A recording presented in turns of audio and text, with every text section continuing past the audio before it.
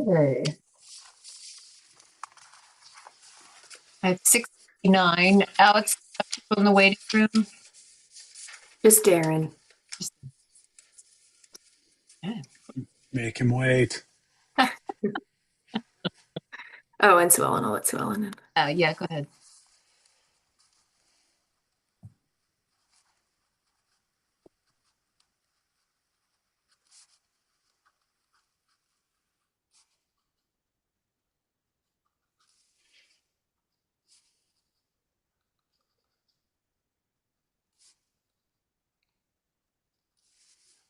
Did we lose Matt? Oh, there. You were just the emblem.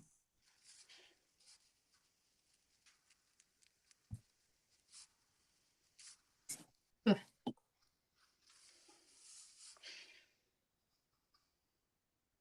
Alex, go ahead and let people in. It's 7 o'clock.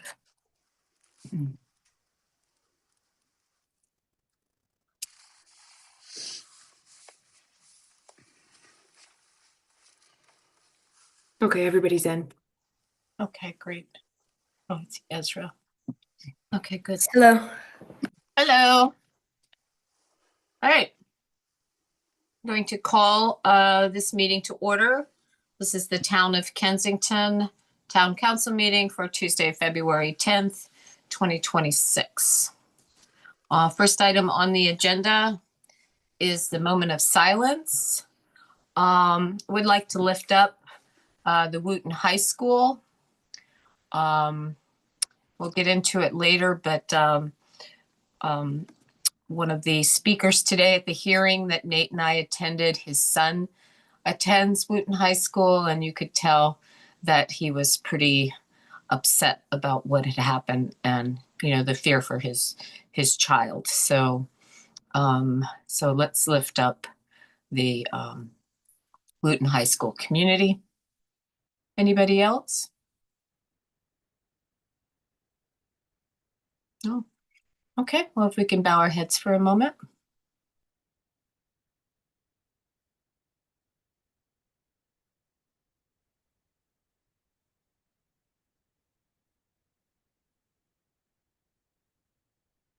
Okay, thank you very much. All right, next item on the agenda is the approval of minutes. I know we had two edits, or three, two from Anne and one from Nate. And Susan, I apologize, but I have a third edit, or from a third person, fourth edit. Okay. It's under the noise library. And I can give this to you, but it's the Department of General Services has accepted the contract for the full scope of the noise library renovation. That's how it should have been. Noise library isn't signing contracts, but it's the Department of General Services from Montgomery. Okay. Okay, thank you. Was there any other changes in the minutes? If there are not, could we get a motion to accept the minutes with this one addition that I've added? I move that we accept the minutes from last month's meeting, which was January 14th. Yes. Yeah. Okay. Is there a second? I'll second. All those in favor? Aye. Okay, thank you very much. And thank you, Susan. Okay. First item on the agenda is acknowledgements. Matt, do you want to just go through that one real quick? Sure. We'd just like to confirm that the town acquired 10415 Montgomery Avenue on January 23rd. This is the M&T drive-through bank property for the amount of $930,000. We are actively working with the state to get the two bond bill reimbursements for a total of $800,000 to offset the cost of the acquisition.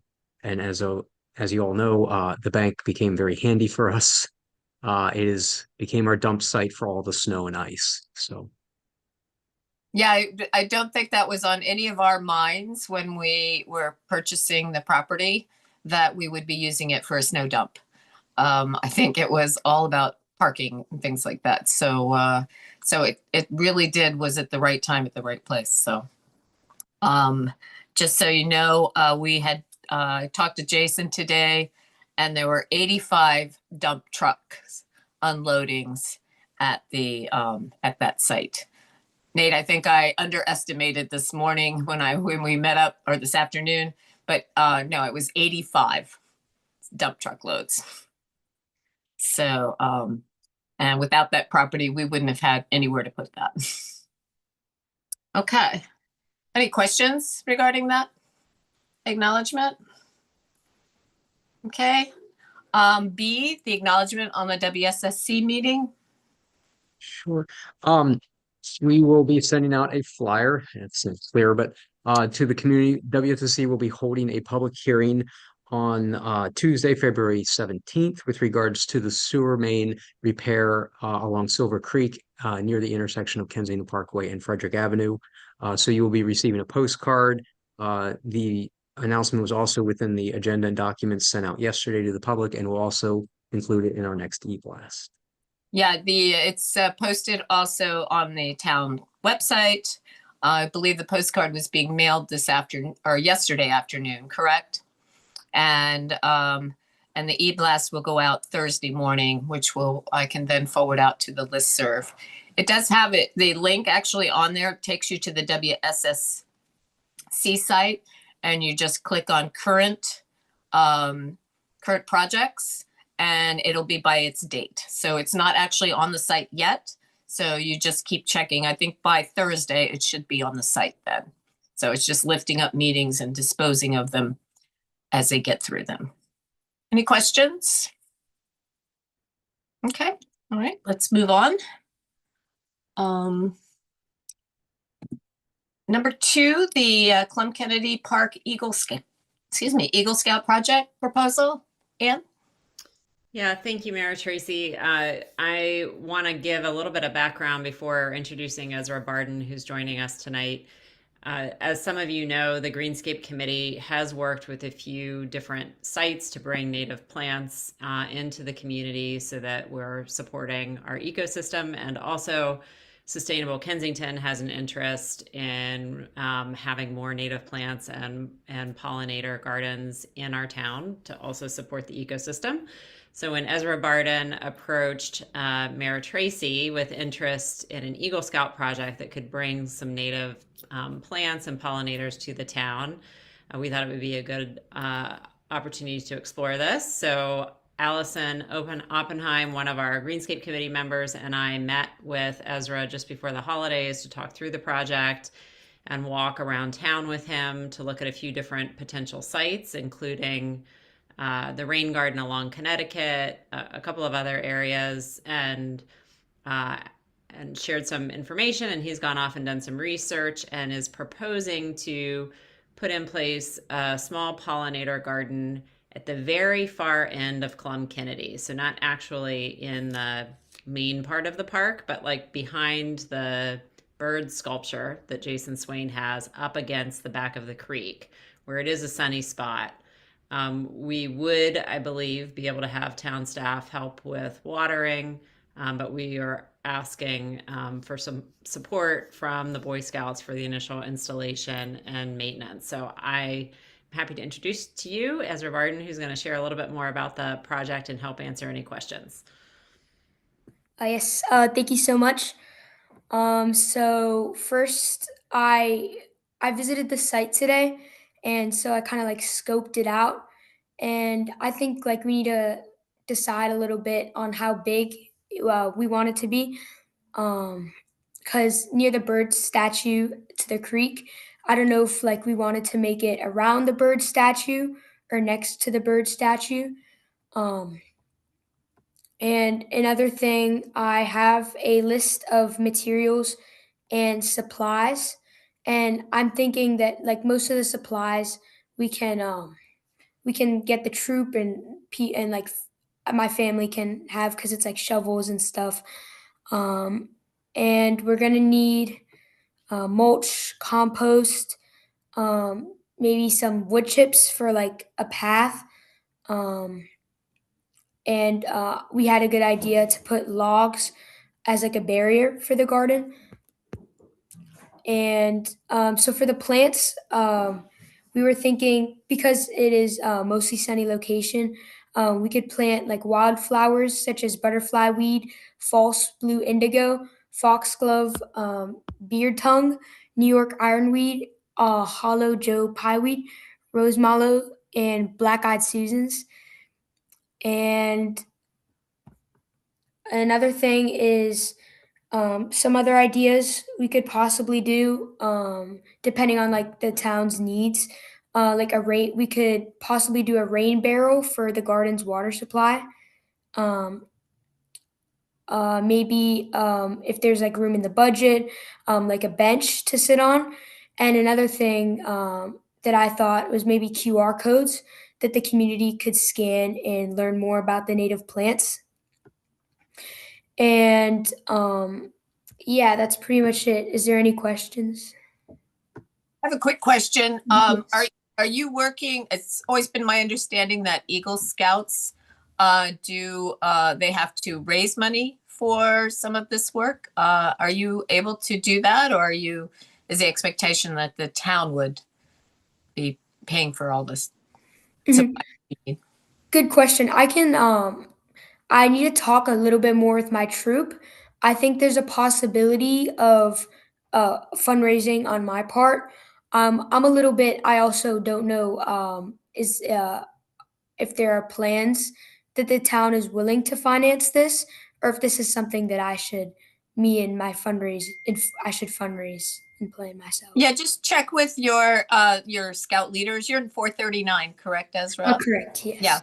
Yeah. Check with them because it's typically the scout is raising the money to do for his project. But Okay. not that I have no problems contributing, but I want to make sure you're doing it the right way. Mhm. So, and hint, you can always hit up the United Methodist Men because you guys do so much work with the pancake breakfast for them. I'm sure they would be happy to make a donation to your Eagle Scout project. Mhm. Yes. Thank you very much. Okay. Any other questions? Hey, Ezra. Hey. First, sounds like a really great project. And I know you kind of put it to us a little bit, but I'd like to put it back in your lap. What are your visions? How big do you think the pollinator garden should be? What do you have kind of just in your mind right now? So right now, obviously, without like knowing the budget, I'm thinking like medium size, maybe I don't know, maybe like 20 feet wide. I don't know, like I'm trying to think of the lengths in my head, but I'm kind of envisioning like a mulch path that like goes through it, and that also make it easy like for whoever's watering it or if we're maintaining it to easily access the plants. So I definitely think there should be a path in the middle. Um, in terms of length, I think it depends if we decide to do it like around the bird statue or like next to it, because it's like a pretty general area. So we need to like hone in on which area, and then yeah, I don't know. I'm thinking medium size, if that makes sense. And how much does it need? I'm looking at some Google Maps and looking at the bird statue. Um, and on, right now in winter, it's wide open. It Uh, is. there are some trees that I just don't remember how the foliage comes in. Some of the ones right along Silver Creek there. Does it need full sunlight, or is this something that even if those seem to be, smaller growth trees, as they grow in over the spring and into the summer, is this something that partial sunlight is okay? So yeah, it's a good question. So my plants, most of them, well, all of them that I selected say partial to full sunlight. So I think it should be fine, but I'll need to like double check that the plants can like withstand some shade. But I think um yeah, mostly sunlight should be good. I think maybe Anne get when the snow clears out, which hopefully will be soon, is to get Jason to maybe walk around with you and Ezra at some point if there's a half day or a day off, that Jason could help kind of because this is what he does too. So, give an idea of where would be a good location. And instead of maybe mulch to have the Public Works can make stepping stones. Oh, that would be, I think that would be better. We've tried mulch and it tends to wash away from any sort of pathing. So, I don't think pathing is a word, from any path. So, I think that is something that the town could definitely help out with, is to creating some stepping stones. But I think it would be good, especially if this Public Works is going to be helping water, where would be, because they're going to, there is no water in the park. So they either have to get it from the creek using a generator to get it up, or they can, with a pump, or they can bring in water from a truck, but the truck's sitting in the street. So, how far can they go? So I think that would be good too. Yes, we will do that. And Allison and I have talked about, making sure the site size is manageable for the initial installation and maintenance. The good news is, since we'll be working with Ezra to select the plants from the list he mentioned, we can select varieties that will adapt, will be hardy as native plants. After about the first year, we shouldn't have to have water unless there's a severe drought or something of that nature. But I think Allison and I, in our discussions, are very mindful of developing something with Ezra that is manageable over time. Well, I think it sounds like a great project, Ezra. I really Thank do. you so much. Good. Okay. Council, does anybody else have any questions? Stuart, Nate? I don't. Oh, you can go, Stuart, if you need to. Well, No, you I don't go have ahead. any questions. Go ahead, Nate. No, I was just gonna say, great. This is great work, Ezra. Can't wait to see it. And I just had a quick, overarching question about, because you mentioned the QR codes and the interactive paths. Is the goal? What's the overall goal of the project? What do you want to achieve with it? Yeah, so I really want to, obviously there's an environmental aspect. I want to bring native plants to Kensington, but I also want to add a community aspect, make sure that it's something the community can enjoy and take full advantage of. So that's why I suggested QR codes, because that really gives a way for the community to interact with the project instead of just, being pretty flowers that they look at. No, that's great too. That's why I was wondering, because it has that educational component. I think that'll be really important to get those materials all set up too. I'm sure that's part of your project, as well as to prepare maybe there's a website or something people go to when they have the QR code. And then, the interactivity with the community, I think, is really nice. You may want to work with the town also to make sure that gets put on the map as one of the educational installations, or when we have an art map or an art walk, it's a little bit different, but just to make sure that people know about it so that they visit it. I think that would be important too. So good work. I can't wait to see it. Thank you so much. Stuart, you have anything to add, or? Nope. Good luck. Love it. Thanks for beautifying our community. Really appreciate it. Any way I can support you, I'm happy to do so. Thank you so much. Great. Anybody in the audience have a question for Ezra? Okay, I'm not seeing any hands, so sounds like carry on. So thank you so much for coming. And if you need any assistance, Ann and I are at your call. Of course. Thank you so much. All right. Thank you, Ezra. Okay. Number 3, the Community Electric Vehicle Supply Equipment Grant Program. Nate or Ann, do you want to introduce Al? I mean, we all know Al, but he was here. Where did he go? Oh, there he is.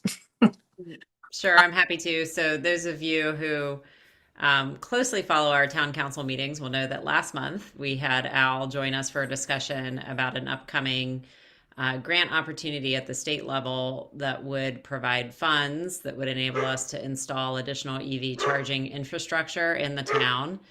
And we did have a good solid discussion and asked Al to go ahead and proceed and get quotes from different vendors to explore the options because the deadline for the grant opportunity is February 25th. So Al is coming back tonight to share what he's learned so we can provide further direction. All right, thank you, Anne. Thanks, Mayor Tracy. Good evening, everybody. So of the 8 vendors that I reached out to for cost estimate, I got 4 responses. The first response was from a company called Lightility. They are based in Montgomery County. They're a turnkey provider of EV charging. I'm on like slide 8, if you have that. So Lightility came out and did site visits. They looked at the sites, and for the 2 sites, one is the Metropolitan Avenue lot just north of the train station. They are proposing 5 parking spaces would be equipped with level 2 charging ports. That is like the medium speed charging, similar to the existing Pepco-owned chargers on the south side of the train station or at the town hall. And they're also proposing 4 level 3 or fast charging ports at the M&T lot. So the cost estimate is $591,000 for those 2 sites. Under the ownership model, the grant would pay $635,000, which is more than the estimate, which is good. A component of that estimate is the utility costs, which are a little bit hard to predict. So they could go down or they could go up. The Lightility, in addition to doing EV charging, they also do lighting. So Andy, the guy at Lightility, noticed that the light fixtures at the Metropolitan lot could be upgraded to be more energy efficient. The lot was built in like 2012, and that's more than a decade ago. So lights have gotten more efficient over time, even though they're already LED. So there's a separate proposal where they could upgrade those 16 lights to more modern lights, and that is paid for through a Pepco rebate, a Montgomery County Green Bank rebate. The town would have to chip in like $500, but it would pay for itself in less than a year, and then into the future it would just be savings. So that's Lightility. They are a turnkey provider, so they do everything. They're the only vendor that actually came out to the site. So they talked to a lot of different manufacturers, partners. They were not able to find companies that were willing to do the third-party model. So they're proposing the ownership model, but the manufacturer and them would manage everything. So something goes wrong on the charger, there's a phone number on the charger, it goes to the manufacturer then calls Lightility if it's something local. So that would be the plan for managing the equipment. The second quote is from a company called Blue Whale EV. They're also a turnkey EV provider. They're also based in Maryland. They gave sort of a range of the cost between like $380,000 to $565,000. They're proposing 3 level 2 ports at the Metro lot and 4 level 3 fast charging ports at M&T. Their cost estimate does not include the utility piece, so that would be additional. So the grant would pay about $621,000 for that proposal. It's also the ownership model.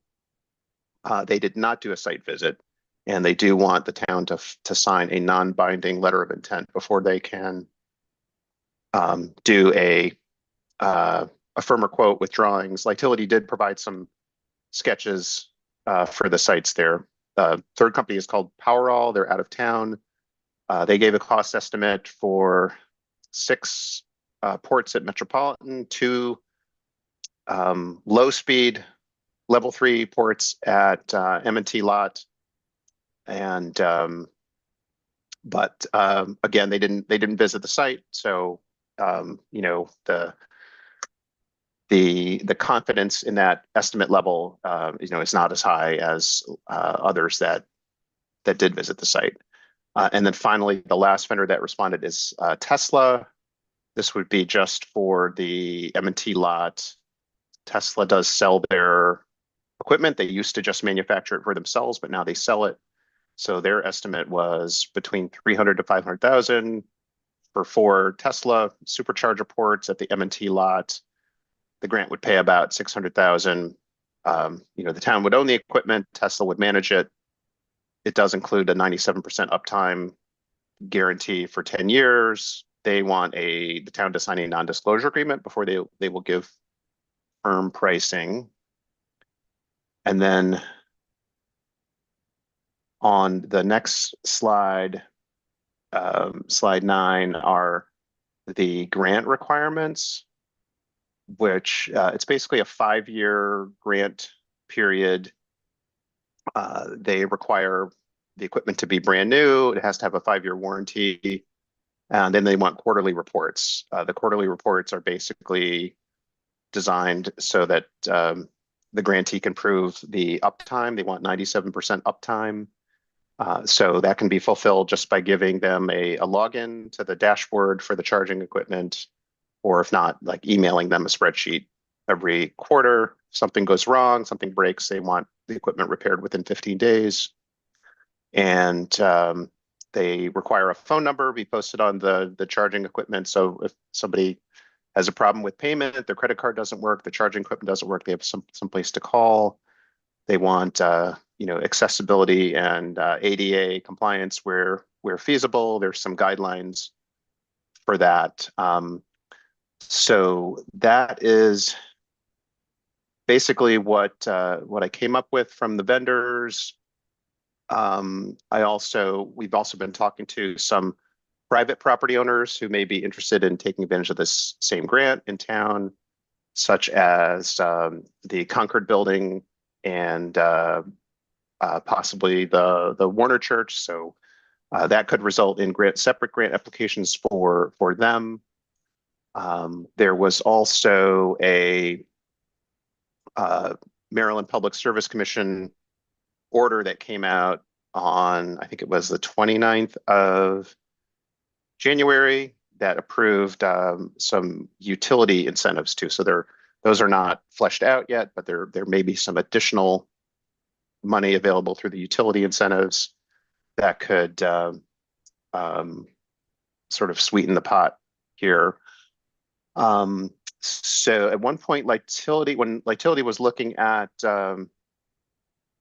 the Metropolitan lot in isolation, it was looking like the grant would not cover the entire cost. But then when you look at it, both sites together, the grant would cover the cost.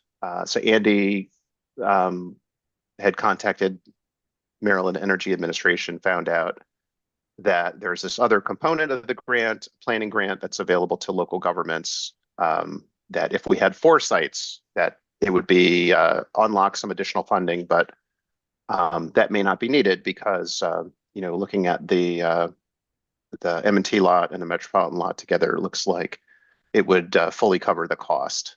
So yeah, that's what I found out in talking to vendors. So it's really up to the town, what you want to do. You know, this is, I know you all had wanted to do the third-party model, but you know, it doesn't look like the industry is offering that. So it's more, the option is for an ownership model where the town would own it, but then someone else would manage it. You know, if this is something the town wants to move forward with, I'm happy to draft the grant and work with town staff to you know, get it submitted before the deadline. Al, can you remind us of that deadline date?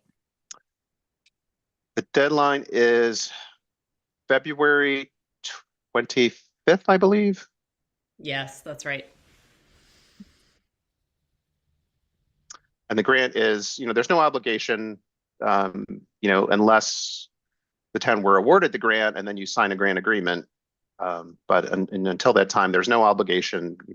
Town can change its mind at any time. And is this a federal grant or is this It is a state grant. state grant? Okay. That makes me feel better. Yes, me too. Can I ask Al to clarify something, please? Yes. Is that okay, Tracy? No, I was hoping you could just, because of the issue of the funding cycle, do you know when they're planning to notify awardees, grantees? They said the notification would be in the summer. Okay, because we would have to effectively budget for it this budget season because it would be upfront cost paid, right? And then we get reimbursed. We established that last meeting, right? Yes, I believe it's a reimbursement.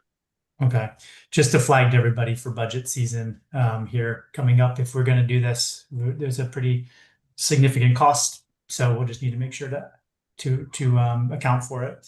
And then I was also wondering if you could, just to clarify before everyone else asks, I'm sure everyone has questions, and I have a couple of more specific ones. But can you clarify the difference between the level 3 chargers? I thought they were all fast chargers.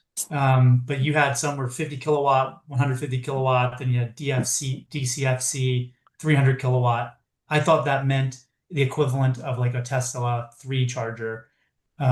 What's the difference? Yeah, so within level 3 is also called a fast charger or a DCFC.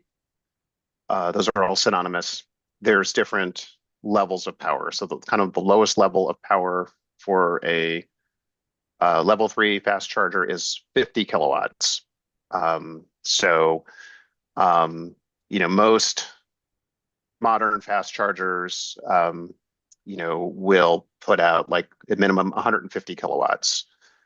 And Tesla superchargers will definitely put out something closer to that. So yeah, so one of the vendors was proposing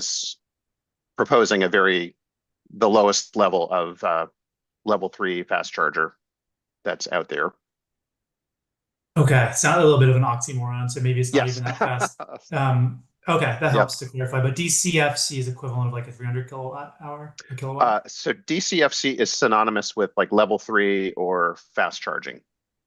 Okay. And that could be at anywhere from 50 kilowatts on up that's all DCFC. Okay, because the one you had just had that listed. It didn't say the kilowattage. Yeah, okay. my apologies for not being clearer on that. No, that's right. Thank you. I've got a few questions. Yeah. Actually, to piggyback right off that last one, Al, if you have a chance for the type 3 chargers that are being proposed, and I guess, Alex, can you bring the slides back up? Can you just get absolute clarity on what the kilowatt hours are for each of the different vendors? If they're just proposing a 50 kilowatt versus a 200 or 300, like, okay, so Tesla's going to be 300. Yeah, so Powerall is just doing 50 kilowatt level 3s. 150 kilowatt level. Okay, so these are very different. In the Lightility is DCFC, but that's the one I was looking for. Can you just clarify with them what their kilowatts are so we have a comparable number across all 4 vendors? Yeah, so for Lightility, I am assuming that's 150 kilowatt charging speed. I can pull up the actual. Blue Whale's DCFC is okay. Yeah. So I think Blue Whale and Lightility were the same speed, Similar. 150. Yep. And I can pull it up. Lightility was proposing a vendor called X-Charge for the level 3 chargers. And I'm just pulling up it says 200 kilowatt peak output for the X-Charge Okay. solution that Lightility is proposing. Okay. And then a few other questions. One, and here's the tricky one because I don't know that you'll have the answer, but any idea why the industry is not interested in the third-party model? When you presented last from the grant, the state side, it seemed to me like all of these were viable models, the ownership model, right to the third-party model, but now that you've learned like the industry is just not doing it, any indication or idea why? That's a really good question, and I don't know the answer. I just know the industry has evolved. I think when they wrote up this grant, that is something that was being offered a lot in the industry. Like I know there's companies like Blink that were offering that model, but they're not offering that anymore. So I know that these companies are trying to become profitable, and with federal funding not as generous as it was, just maybe some of these models aren't as feasible for them financially, but I really don't know. Okay. But since all of these have kind of proposed the ownership model, I guess what I heard you describe, especially with Lightility, is we would be the owner, but if something happened in the Lightility example, it would get reported, it would go to Lightility, and then they would do the maintenance and the fixing of the stations. Is that correct? Correct. Is there a cost to the town for that? Is that something that is an unknown right now? Would there be a maintenance contract required between the town and Lightility for that service? So the price is all inclusive, includes all the maintenance. The one thing that it would not include is, like, suppose there's vandalism. So somebody shows up at 2 a.m. and cuts the charging cable and takes it away because they want to sell it for scrap or something like that.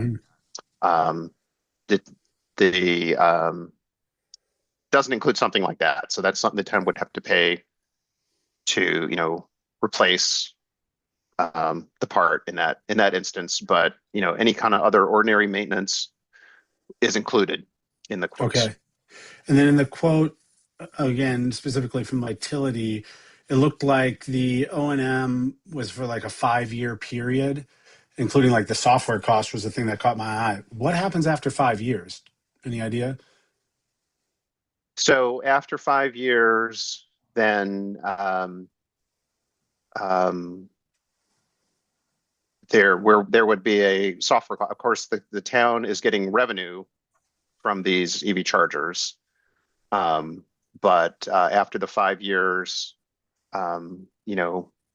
assuming the chargers are still in working condition, working order, you want to continue offering them, then the town would presumably have to pay those software or network costs, to continue using the chargers in that way. But presumably, the revenue from the chargers would cover that.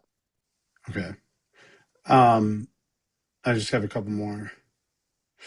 Tesla. I don't even know how we do this.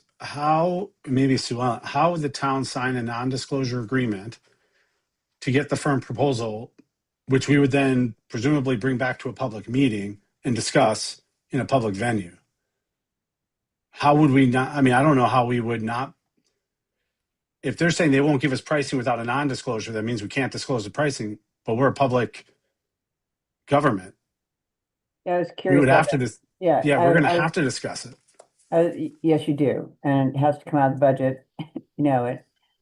They may not mean the bottom line price. They may mean the how it's broken out for various services. I don't know, but I don't think you can keep the price of a contract that you're entering into a secret. And nor would I want to. But yeah, so that would be just a question mark I have on the Tesla one, is what would be the part that they are asking to not be disclosed. That seems tricky for us. You mentioned with Tesla that they would require a phone number to go on it, people to report when payment doesn't work or there's something wrong with it. The inference I got was, is Tesla expecting that to be like the town of Kensington's phone number? That our staff would be taking like maintenance or credit card transaction issue reports for Tesla? Yeah, good question. So yeah, I think that's a grant requirement is, Maryland Energy Administration requires any of the grantees, the charger has to have a phone number on it. So if something doesn't work, people have to be able to call. So in the case of Tesla, I presume that number would go to Tesla because Tesla is managing those chargers, even though the town owns them. Yeah, I conflated the two. So it's an MEA requirement. So then I guess the question is, for any of the vendors that we may select, to ensure that the number and the reporting and the case management of those reports is going to whoever's managing the device and not to our staff. Right. And I know in the case of Lightility, yes, Lightility would set things up such that MEA would have, direct access to the charger so that they can verify, the uptime and the usage and so on. So the town staff wouldn't have to be involved in that. Sorry, guys, I have one last question. With Lightility, you mentioned the energy efficient lighting possibility since they visited the site and, since it's new to us as well, as referenced earlier by the mayor, you said something like the 16 lights under a separate grant could be replaced. And, under that, the town's cost could be as little as $500. Is that what I heard? Yes. So yeah, it's $13,000 total cost, but then the Pepco money and the Green Bank money pays for like 12,500 of that. So the town just has to kick in the remaining 500. But then it pays for itself very quickly because the savings are like $50 a month. Is that something that is a part of this grant? Meaning if we didn't pick Lightility for the fast chargers, could they still do the lights? That's one question. And the second question is, does it have to be done by the 25th of February deadline, or is the lights something entirely because it's a different program and we can evaluate that somewhat separately? Yeah, the lighting is completely separate. It has nothing to do with the EV grant. I don't think it's contingent on any of the EV work. Okay. It does not have a deadline. So great. Thanks, Al. That's all I have. Stuart, did you have any questions? I did. Thank you. Al, in your experience, has going with a local company increased our odds of winning grants, or does the state of Maryland look at this as like any company that comes in is equal? yeah, that's a good question. I mean, I think both Lightility and Blue Whale are pretty well connected to MEA and to, Green Bank and to Pepco. So I would think MEA would look favorably upon a company that has a local track record and, knows how to get these done. They can point to, 10 other projects they've done locally. I would think that either of those two would that would make us look favorably. Tesla also has a very good reputation in the industry. So, they're known as very reliable charging equipment. It's a company that we know is going to be around for a while. Okay. And my second question is, have you done any grants with any of these companies before? And if so, how has that experience been? Or have they contributed to help drafting so that we are hitting on the key things that will help maybe set our proposal apart from others? Yeah, so in my day job, I had worked with Lightility several years ago on a federal grant proposal. So they were pretty good to work with. Blue Whale is very well known locally and in the industry. They've done work for the district, not with me. Yeah, and I think either of those companies would help us to write the grant, and ensure that it, is written to the specifications of MEA. Okay, great. I think so. Those are my questions, Mayor. Okay. Matt, did you have any questions? Just, I know you're going to have to be part of this, so I wanted to. Well, obviously there's a budgeting concern for us going forward, but there is a reimbursement. I guess my question is, we're not hearing a lot, at least staff is not hearing a lot for the use of chargers. The town hall chargers get used, but they're not completely full. Same thing with the train station. Is there feedback that's coming, to Sustainable Kensington, to other council members that would justify the upfront costs of these? I think what I've heard has been more of the level 3, but Al, go ahead. Yeah, I could say that what we do not have in the town is level 3 right now. The closest level 3 chargers are either at Wheaton Mall or down in Chevy Chase Lake for the superchargers down there. But we don't have any level 3 or fast charging, in the town or near the town. So that's something that's kind of missing. And there's also no public charging north of the tracks, because the 2 Pepco installations are south of the tracks. Yeah, in my experience, the level 3 charging stations are very popular when they open up. So it could be viewed as an amenity where if we open up a 4-port level 3 fast charging station at the M&T lot, and then 50 people visit it every day on average, each person charges for 40 minutes on average. Those are people that could shop in Kensington, visit a restaurant while their car is charging. So it could be viewed as a draw to bring people into town, who are looking for places to charge. We've gotten some like anecdotal requests for more charging. There was one person who works on the north side of town was like wondering if the town is going to install charging on the north side. And we have some data on how many electric vehicles there are in the town and in the county. There's a pretty good number of EVs driving around. So there's definitely a market out there, but not necessarily folks begging us to put in chargers. Are we actually allowed to put chargers on the north side in the parking lot? Because it's kind of technically not ours. I mean, it's still belongs to Conterra but it has a land lease that's forever, and the town manages it. I think there's a deadline on that contract too at some point. So the county, the county has a 99-year lease on the property, and then we have 4 10-year leases from the county. We're in the second set of 10 years. Mm-hmm. We are allowed to regulate the lot, so I would imagine that we would be allowed to install chargers. Yeah. One more question. Al, you said that we'd be able to charge for the chargers. What kind of revenue stream should we expect from each of these?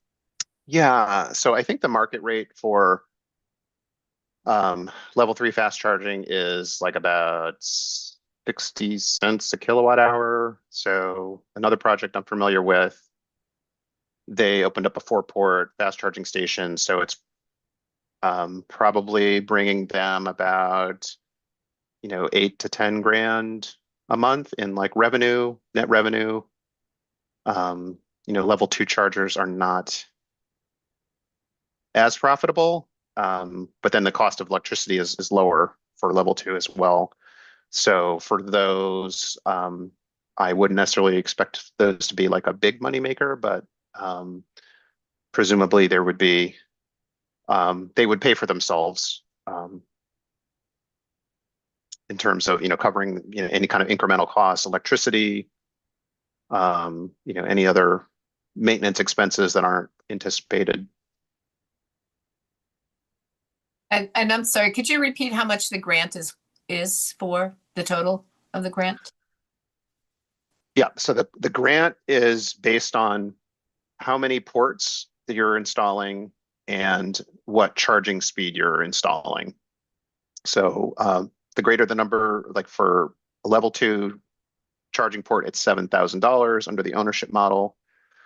For a level 3 fast charging port, it's $150,000, for 150 kilowatt and above. So for the utility proposal, that was I think 635 was the total grant funds. Does that include putting the electricity there, or is that another additional cost for us by putting in meters? That's all inclusive, but with the caveat that the utility cost is an estimate, so it could go down or up. Okay.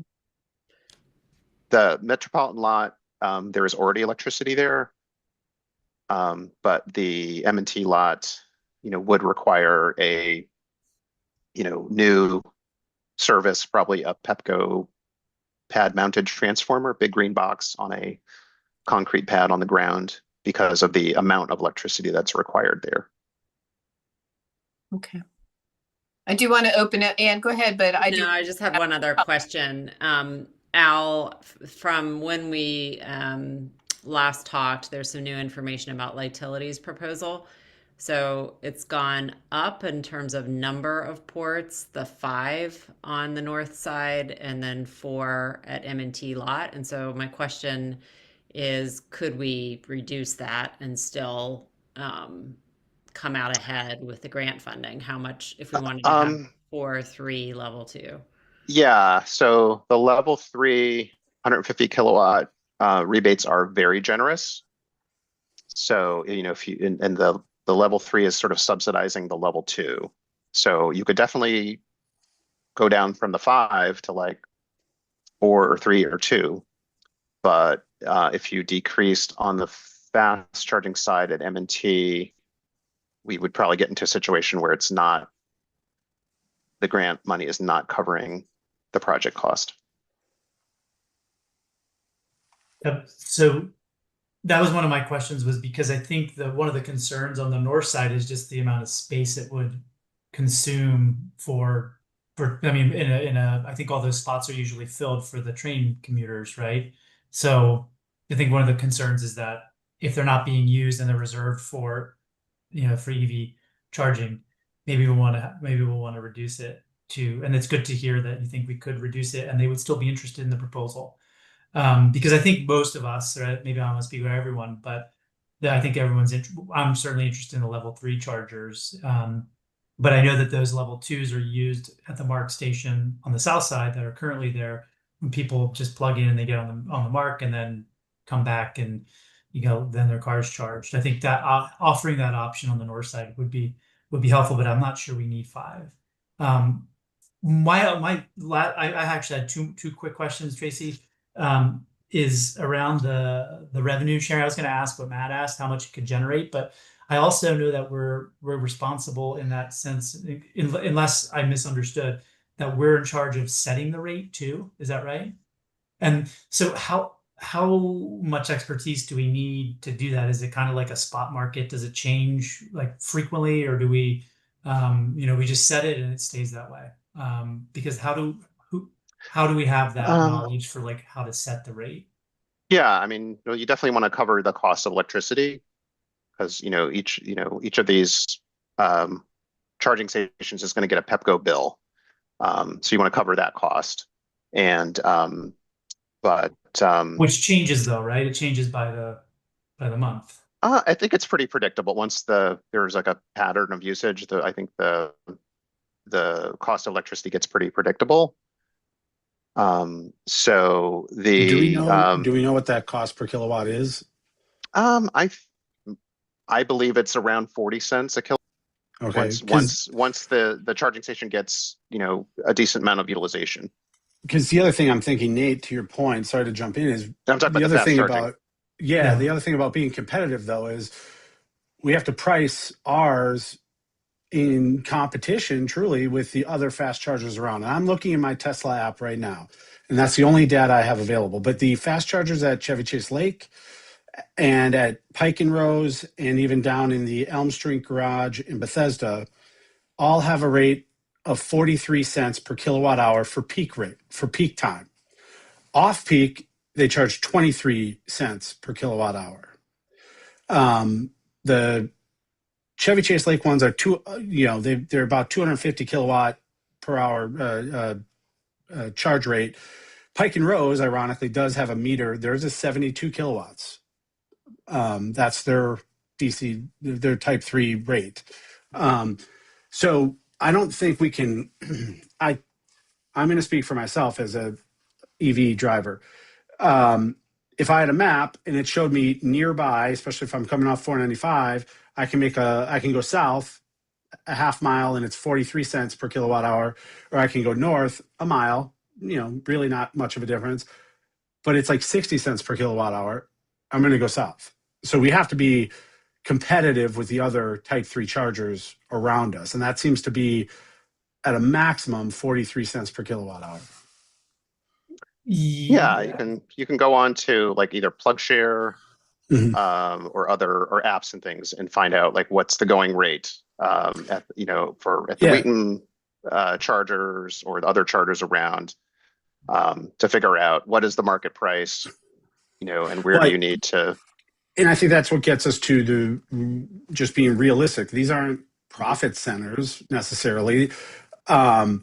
If the cost of electricity is roughly 40 cents per kilowatt hour, and Al, I'm not holding you to that, but let's say it is, then we are maybe making 3 cents per kilowatt hour. That's not, I want to look at that as a revenue source. That's maybe petty cash to, for maintenance and other costs that we may have, like a cut cable or things like that. Yeah, I mean, I guess what I was getting at is just how to set the price and who's going to be looking at other, the competitors, so to say, their rates. And I guess I was getting to the question of, is there a chance that we actually lose money if we're not able to cover the electricity costs? Yeah, I don't think that's likely, based on my experience. I would think that the price setting thing is something that sort of happens at the beginning when you're getting everything set up and you don't have to go in and change it every week like a gas station. I don't think the market for EV charging changes that quickly. But yeah, in my experience, 60 cents is sort of the market rate at a lot of places. With Tesla, yeah, I don't know if they're using it as like a loss leader, or that they charge differently to Tesla owners than they charge to non-Tesla owners. But I would think a station like this is going to probably appeal to non-Tesla owners, who maybe don't have access to Chevy Chase Lake. So, yeah. Okay. And my last question was, I had two. Just the last question was around the placement of the chargers, because I made this point over the email that I responded to you earlier. I think it was yesterday. Just because I think there's a benefit also of adding the electricity in the or where the placement of the chargers are in the M&T lot. You had them on or I think Vitality had them on the south side. Ann and I were talking about the option of possibly putting on the north side so that some of the vendors could plug in instead of having to use generators like we've been talking about. Is that correct? Yeah, I mean, the M&T lot is a blank slate, so I think you can put them anywhere you want. This is just Andy's first cut at it. You do reduce your costs by putting the equipment closer to the power source. So, that could have been one of Andy's reasons for where he put it, where he did. But I'm assuming there's great flexibility for exactly how you want to do the placement. And okay, thank you. I just have one more question on the setting the price. Is that something that the third-party management service contracts would include,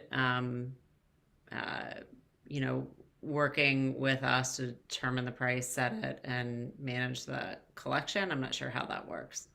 I mean, I'm sure they have opinions about that, and you could ask them about it, and they could, show you how to do the mechanics of once you've decided on the rate. But I guess it's ultimately a decision of the owner of the charger of what price you want to charge for that.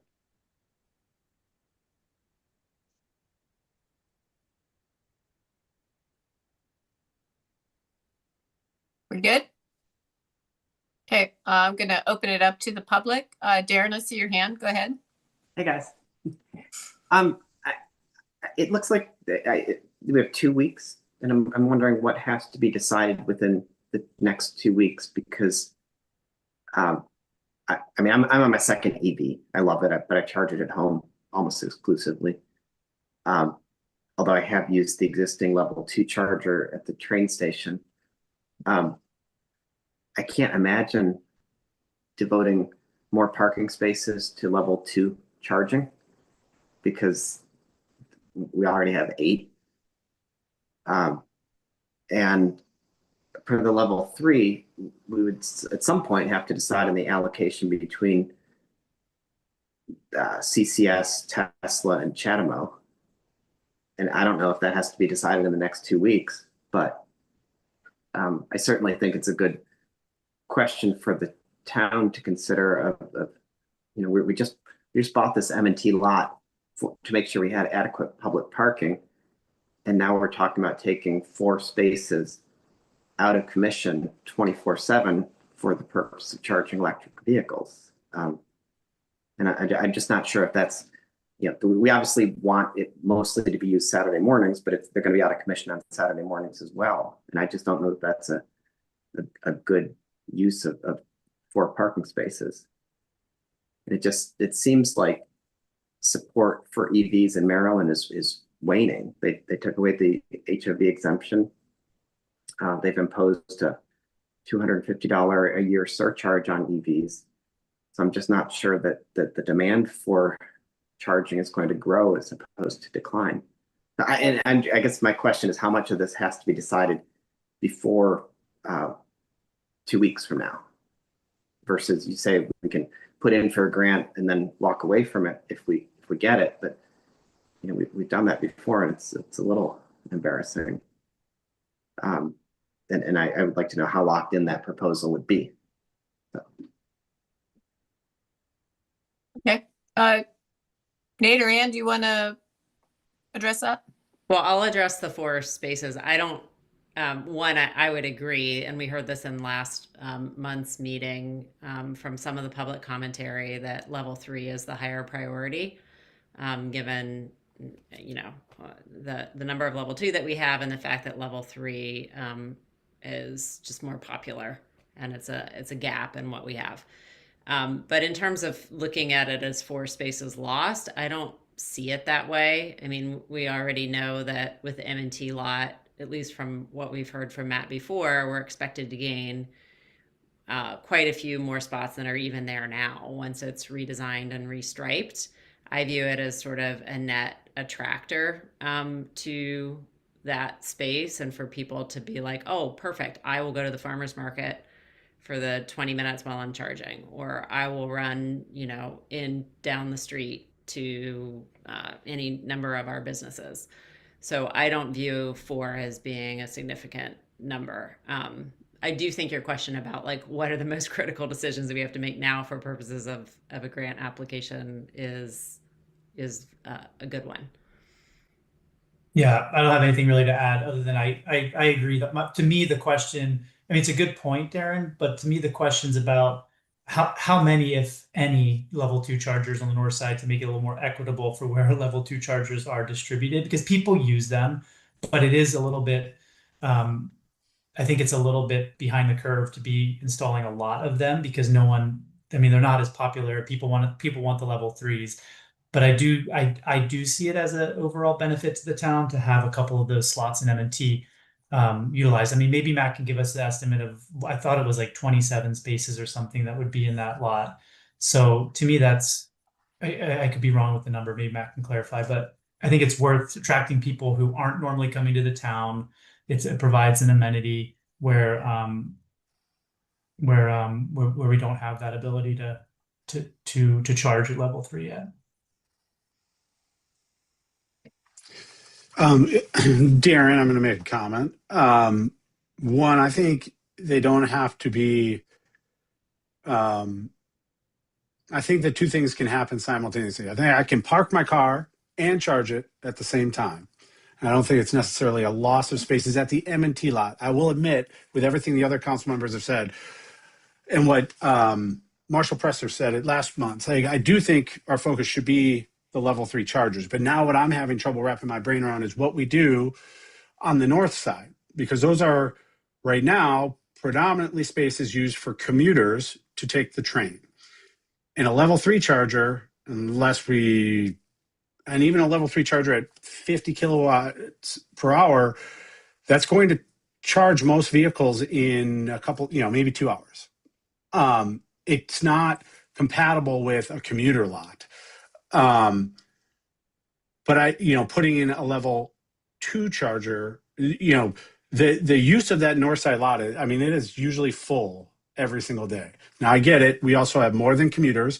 We have some employees from nearby businesses who jump in there, and Modena has employees that jump in there.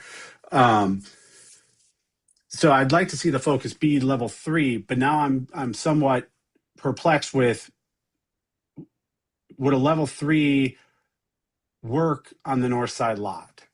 Or is it taking from the purpose of that lot, which is really for, commuters?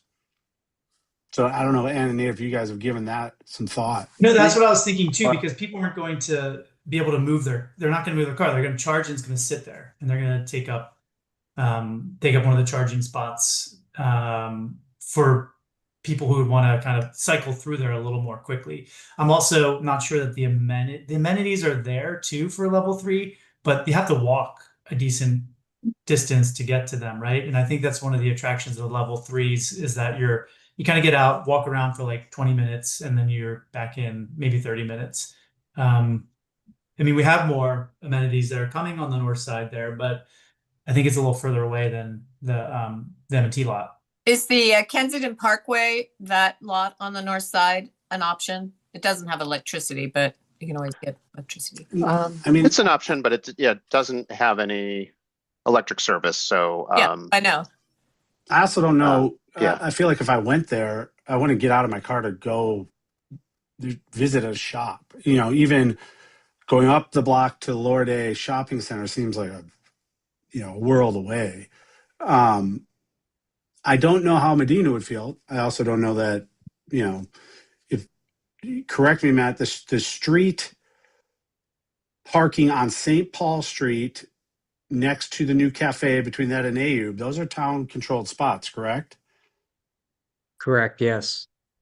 It was a former gas station or fueling station, but that would put them right in front of the cafe. And a type 3 charger where you'd go in and visit the cafe or go in and visit a resident of Modena also seems like a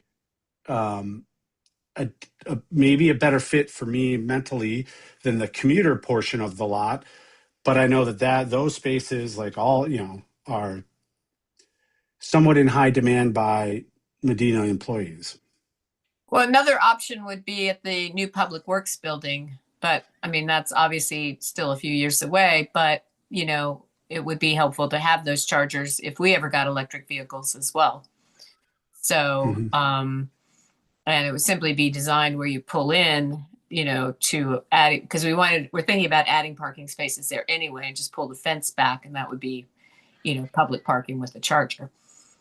Yeah, I don't know if we have enough time to have them look at those spots along the St. Paul Street, right next to the train tracks, only in that, also for the farmers market and other things, people approaching from the north side, those seem like more short-term spots. One of them's already signed for 15 minutes, but those seem like more your short-term turnover spots than the commuter spots. Yeah, and it's not just commuters, because when I go into the shopping center across the street, they're always complaining that they don't have parking. A lot of it they blame on Modena, but it's, their customers don't have parking. It's not enough parking on their own site, which isn't, necessarily their fault that, but the parking lot across the street was supposed to provide, parking for them as well. And I'm looking at the Google Map about this today. My only other question, when Lightility looked at this, Alan, I don't know if we know the answer to this. Let's say we have to set a pad in a large electrical transformer box, right, for Type 3 charger. Is that something, would CSX give any problem to that with proximity of such an electrical device near their tracks, even if it's not on CSX property? Do they have a say in anything about siting of such equipment? You're talking about theoretically putting fast charging on the north side? Correct. Yeah, I don't know. I really don't know. I don't know why they would control things that are not within their right of way, but I'm not knowledgeable about such things. So. I know we need to get some sort of direction for Al. I do want to finish giving it to the audience if they have any more questions. Darren, do you feel like your question was answered?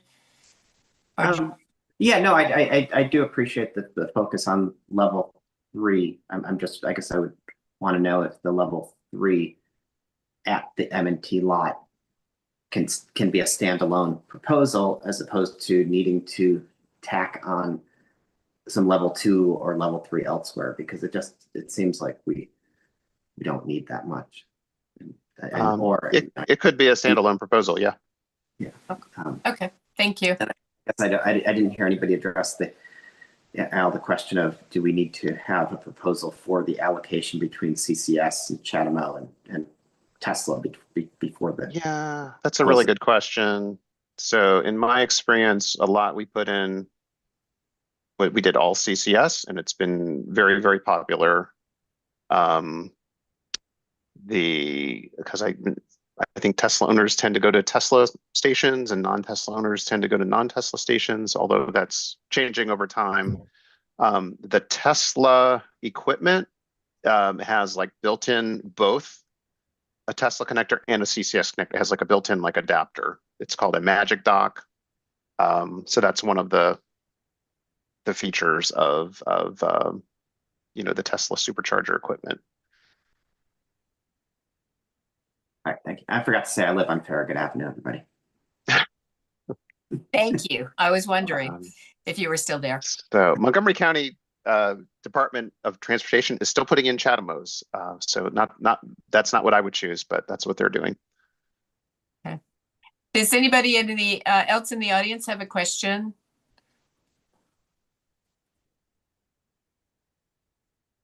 Okay, I'm not seeing any hands. Do you want to make some sort of motion, Nate, or something, you or Ann, to how you want what you want the council to do? Support? Yeah, I'm thinking about this. Ann, since you took the lead, do you want to do it? I mean, I'm getting the sense that we might not be interested. Well, actually, I don't know. Are we interested in level 2 chargers at all? I guess that's the first question for everybody. I am not. I'd prefer level 3. Okay, and then secondly, anybody else? I'm better with the 3 since we already have the others enough of. Admittedly, I'm not an EV owner, so a lot of this is foreign to me. I'm taking a lot of testimonial under advisement here, so I would probably defer to folks with EVs on this one. Well, I'm not an EV owner either, but I do know a lot of people that have EVs do have, they at some point they put chargers in at their own house, so to make life easier for them. Is that what you find? I just renovated my house. I put an EV charger on it just in case, and planning for the future. So I would say yes, but I don't know. You guys are saying CHAdeMO, CCS. These are like entirely. I'm like furiously Googling over here, trying to figure out what the heck this is all about. So it sounds to me like if one of the main benefits is to draw folks from Connecticut, draw folks from the Beltway to come to our town. They will probably won't come for a level 2 charger. They'll definitely come for a level 3 if we, to Connor's point, price it competitively. So I would support a level 3 at this point. Yeah, so my second question on the level, so if the direction is level 3, then the next question is, are we looking at level 3 in the M&T lot and on the north side, perhaps exploring the location that Connor raised today, or only on the M&T side? I have a question for Al as a point of clarification. Is this proposal for new installations of EV chargers, or can the town leverage this grant for upgrades of current EV charging? Like if we wanted to upgrade the current chargers that are in the south side of the lot, like, could Yeah. we use this grant for that? My assumption it's for new, but if you're putting in something newer and better, I think that would still count, even if you're ripping out something, older and slower. The ones we have, though, were through a Pepco program. I believe they're owned by Pepco. I don't think they're ours to upgrade. So unless Pepco is amenable to their equipment being changed over, and we're inside of just like a handful of years. I think that Pepco program also had either a 5 or a 10-year window, I think, or maybe an 8-year window on it. So I don't know that they're even eligible. I thought we established last time though that I think Swellen said we could kick them out if we wanted to. We have a agreement to use the land, right? And then we're not obliged to keep that, right? I can pull up the agreement. That was fairly recent. That's 2021, right? Yeah. Yeah. Okay, it's just going to depend on what it says. Sometimes they didn't really make provision for what happens at the end of the time. They just didn't say. So Okay. I'll look at that now. Okay. So are we still, let's talk about numbers. I mean, I do think M&T will have enough parking spaces at least 2 for 3. Does that sound about right?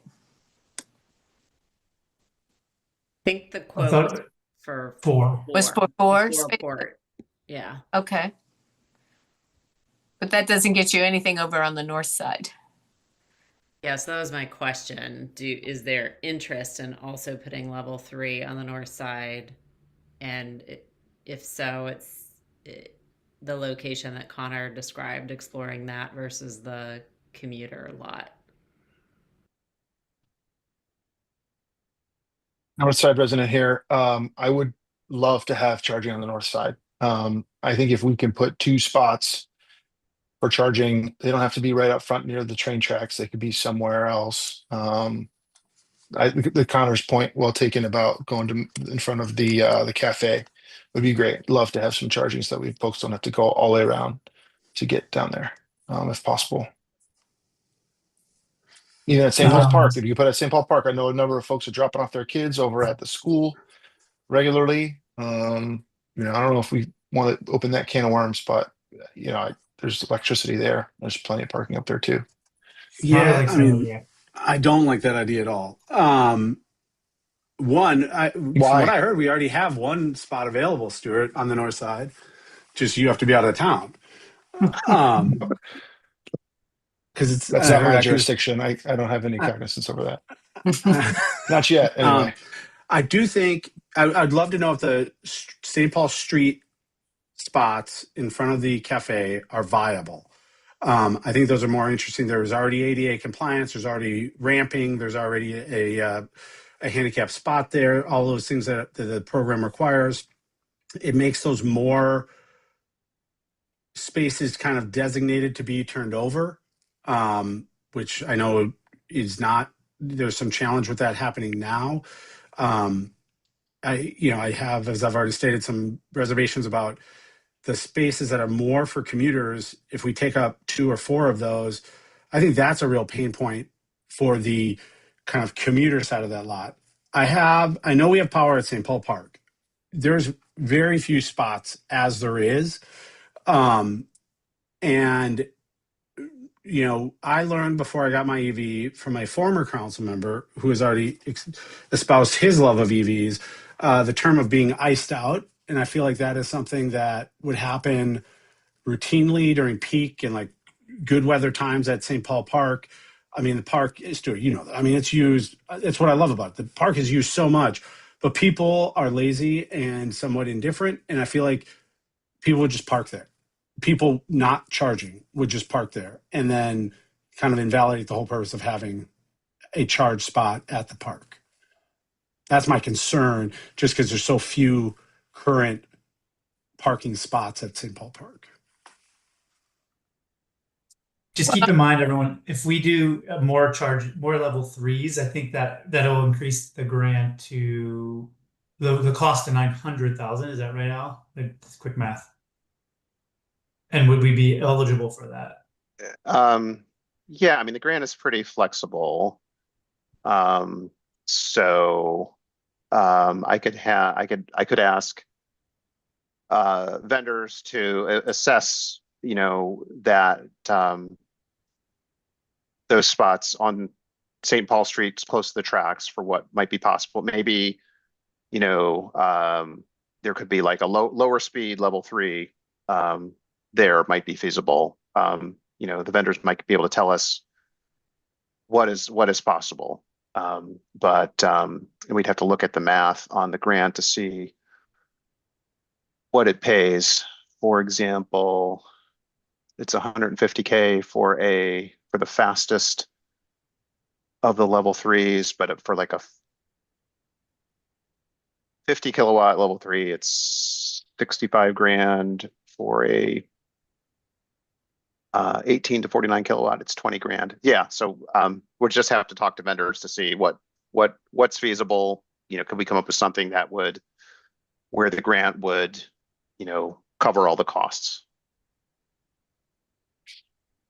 So Ellen, did you have the answer for the Pepco? You look like you might have it already.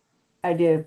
It was entered into in October of 21, and the initial term is 5 years from whenever they're installed. I'm not sure when that exactly happened. So probably sometime at the end of this year, that term would be up, but Pepco has the right to extend it 5-year periods, 3 additional ones. Who knows if they actually would want to do that? At the end of whatever period of time is agreed, they have to remove it. So I don't know that Pepco is interested in continuing to run that, and getting an answer from them might be difficult, but Yeah, it would end by the end of this year, something like that. I don't know if Matt remembers how long it took for them to go in. I can check. We have the records, so. Okay. I recommend we keep that out of this discussion. To be honest, I think it's going to get really difficult to incorporate that into the grant. Do you have to have a specific spot chosen when you do the grant, Al? I mean, if you say I think it's you want helpful. 4, you want 6 total. Do you have to know I think it's exactly? it's helpful to be as specific as possible for everything. Here's the equipment we're using, here's the vendor we're using, here's the charging speed we're using, here's the location. It's ADA accessible. The more specific, the more likely you are to get the grant. Because I think the M&T Bank is a given. I think we all agree on that. I think we're trying to find something on the north side. And I know our next topic is going to be long too. So that's why I'm trying to get people to make a decision. So we know what direction we're going in. Nate, I don't know what you're thinking, but I was going to propose that, I don't know if it's a formal motion, but that we have the council direct Al to seek more definitive pricing information for level 3 in the M&T lot, and to explore the feasibility of doing 2 level 3 chargers on the north side, but closer to St. Paul Street by the cafe. And there are probably some other questions that came up in tonight's discussion that we need more information on. And then to bring that back in the context of a grant proposal to review with town staff. Yeah, and I think the other thing is just to get some guidance on which company we would want to go with, like Tility and or is it Tesla? I think those are the two that seem to be the ones that surface. Well, the only downside to the Tesla one is Sue Ellen's really going to have to look at whatever they want us to. Non-disclosure. Yeah. And Tesla, a minimum, Tesla is a minimum 4 ports. So Tesla can work for M&T lot, but if you just want to do two fast charging ports, that Tesla's not going to work for a different location. Can the grant have 2 different installers? Yes. Okay. All right. So do we have a agreement for where M&T, do we want Tesla at M&T or like Tility? I mean, there's no, other than the non-disclosure, why would we not do Tesla at the M&T lot? I didn't say not to. I No, said, I'm just saying, that's like it's more of a rhetorical question. What Okay. is there any reason we wouldn't? Other than if we can work through the non-disclosure issue that we would need to figure out what that means. To me, it's the most reliable, probably. It's the most consistent. It's going to be there the longest. It makes sense, but I mean, Connor's kind of a electric charging aficionado, so you could probably and you can trust use your opinion here. you can use the Teslas on other cars. Is that correct? It's not Yeah. just Tesla. Correct. Yeah, there's You adapters. have an adapters. adapter. Yeah. That's what we do. Okay. Yeah, and I've got, I used adapters to use charge point stations and other brands other than Tesla, because that way you're open to the biggest network of available charging locations. I think with Tesla, the one thing is if you have an adapter, they govern the kilowatt transfer rate somewhat, just because that little device has its own limitations. But they're still definitely a type 3. Like, they're still very good even with an adapter.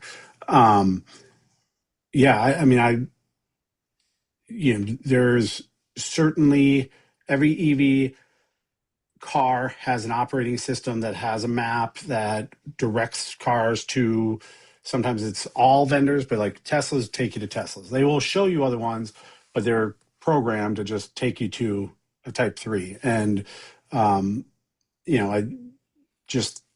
I have no numbers to prove this, but I mean, EVs are everywhere now, and Tesla seem to be this is one of the most Tesla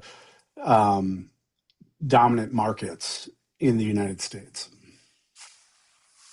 I mean, can we, first we have to get through the NDA issue, right? So see if that's a possibility. And then can we get back the final in quotes, quotations, price quotes, offers from Tesla and Lightility both?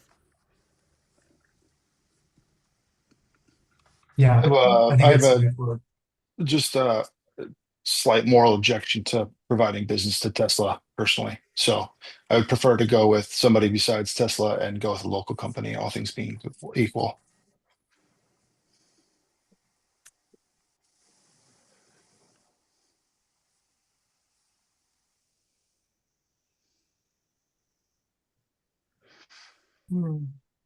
Okay. No, I'm glad you spoke up, Stuart. So just again, trying to get to conclusion and giving Al direction. Do we still want to pursue getting a quote from Tesla to Look, bring it I have, sorry, I didn't mean to interrupt you, but I mean, I understand there's more objections, but I think it's our duty to get the best price and something that's reliable. So I would like us to get 2 quotes if we can, to see which one's most competitive and is going to be the best deal for the town and its residents. So I would suggest that we get them and then we make a decision once we get the information. Yeah, well, I don't think it hurts to do that, for sure, to get the 2 quotes. So, in wrapping this up, once Al gets that information, if we need to hold a special town council meeting, we can do that. So we'll need to kind of might want to get a date set for that at some point, this week. This is due the 25th of February. Don't have a lot of time here.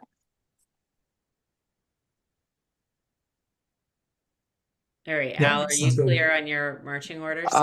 Yeah, one thing I guess I'm not clear on is who is going to, I guess, they sent me like an Adobe link. Click here for the NDA. I mean, I could click on it and presumably I could download it and then send it to, you all, including Sue Ellen and Matt.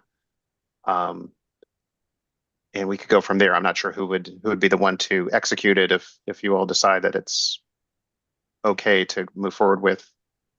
Matt, is that something you or Alex could do?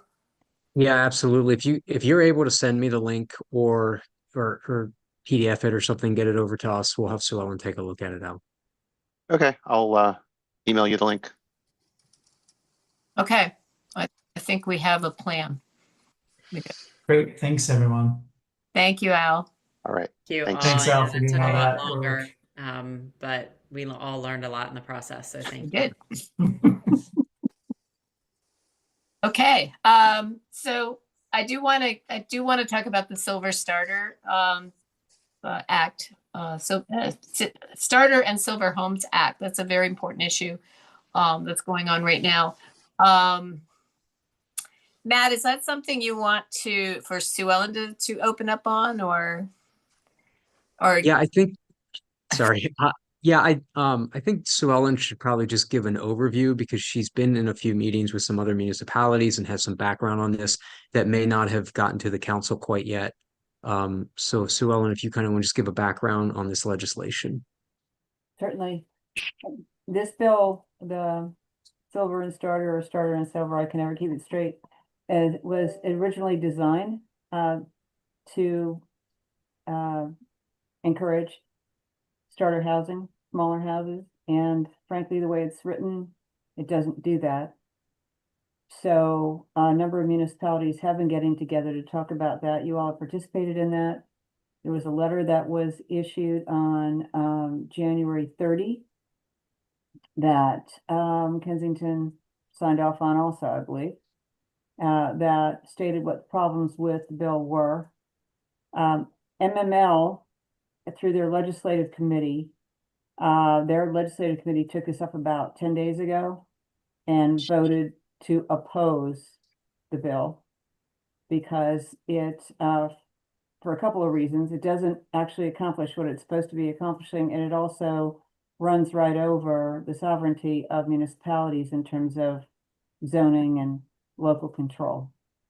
So last night, there are various groups that have been working to come up with bring the position forward about support with amendment, because you take yourself away from the table without doing that. Generally, that's the thought. If you just say, no, we don't like this, then you take yourself out of the conversation. So MML decided to go ahead with a support with amendments, as have a number of other jurisdictions. The city of Gaithersburg, and I saw that is something that you at least have access to. It put together a fairly good recitation of what's wrong with the bill and suggested amendments to make that better. And they dealt generally with limiting the setbacks, limiting what can happen with the townhouses, making it clear that townhouses have to be have vertical walls, not townhouses, a number of other protections. MACO, the organization that has that works for the counties, has been concerned also about this bill because they look at the level, a lot of them, of whether water and sewer will serve the property. And without that, the density was too much. So they've been weighing in also. MML, instead of, as part of suggesting amendments, came out last night with a different way of doing this. They pulled in the Mako changes. And instead of pulling in some of the Gaithersburg suggested changes about the setbacks, lot coverage, things of that nature, they've in essence said that it doesn't apply, that their amendments say it doesn't apply to municipalities. And therefore you would retain your ability to have control of setbacks, lot coverage, and other requirements. So that's their proposal. So there are a number of moving parts. The first hearing on this is this Thursday afternoon. I know that there will be folks down there to testify on this. MML and NACO, I believe, are in concert in terms of what they're proposing, which is the one that came out last night. It also wouldn't apply to counties of less than 150,000 people, the bill. The thought is that the governor will want something adopted this year. It's an election year, and the thought is that there's focus not only on local elections, but also on national ones. So the, yeah, there's a couple of options right now, but since Mako and MML have approached it from the point of view of exempting municipalities from the effects of the bill in its entirety, that seems to be a very simple way of protecting your sovereignty about having some local control and not making you deal with all of the making everyone deal with all the complicated amendments they'd be talking about, because there's a number of them about parking, you know, about just a number of them. That may be the backup position that needs to be taken later if this set of amendments doesn't receive a favorable hearing. A couple of municipalities have also hired a separate lobbyist. Somerset and Chevy Chase Village have done that. And they've been getting direct conversations with DHCD, which is the agency that's pushing this on behalf of the governor's office. However, last night, Chevy Chase Village met and had an opportunity to see the MML proposal and voted to support that at the moment. So that's the position they're taking. I don't know if anyone else who's been able to take a position so far, but something has to happen by Thursday. So the MML proposal appears to take care of the concerns that municipalities would have because it retains control in the municipality to the extent that the municipality already has it. It also has other amendments that were requested, such as the vertical walls and a number of other for the townhouses and things like that. They changed with a a different definition for what a townhouse is. So that is the simplest one right now for protection of the municipalities, I think. Do you think this would be settled on Thursday? I mean, because it's a hearing, obviously. It's a hearing, and who knows?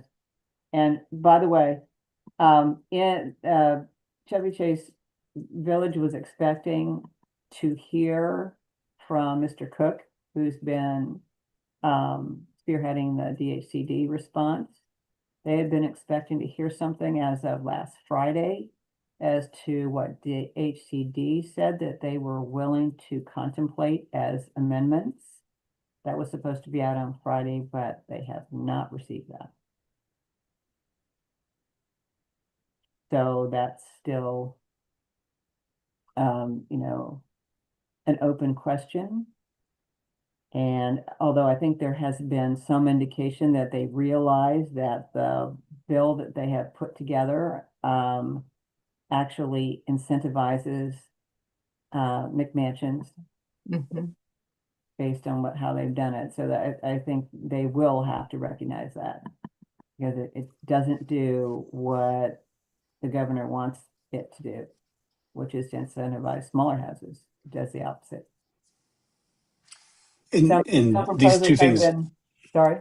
I was going to say, so these things go together, but not only does it incentivize McMansions, but it also seems to put a target on the stock of naturally occurring affordable housing, because in many jurisdictions, those are going to be the target properties for redevelopment. So it almost cuts kind of two ways against the intended purpose of the legislation. There is no doubt about the fact that there are some considerable problems with this bill. And probably one of the main reasons is, I take it that it comes from Texas, and that the folks who were involved in the drafting, zoning is a uniquely local activity. You recall all these conversations that we had last year about, the corridors and how each property would get affected by, because it's all different, through lots, corner lots. It went on for a long time because people understand it's very local and it depends on what's there. And the level of government that put this together is not used to that granularity. They don't do that, generally speaking. So that's the problem. So everyone knows that there's problem.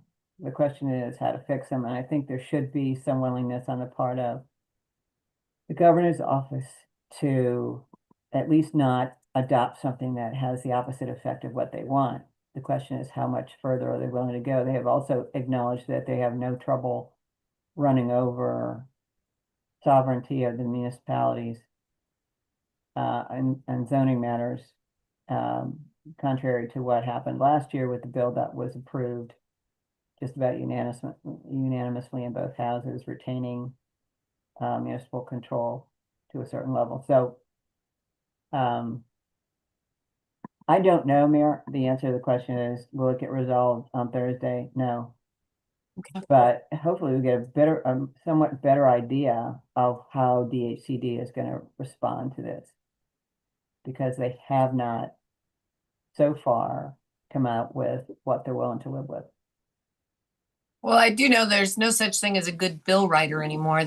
Bills that are being written now are just terrible. I mean, even on the national level, they write bills that don't cover everything that needs to be, dealt with.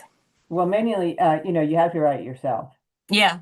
You do. And people have been starting to do that. I know the group that did the letter, the two attorneys that have been working most with that, Michelle Rosenfeld and Ron Volt, had also started working on and put together, and I've seen it, wording for the amendments.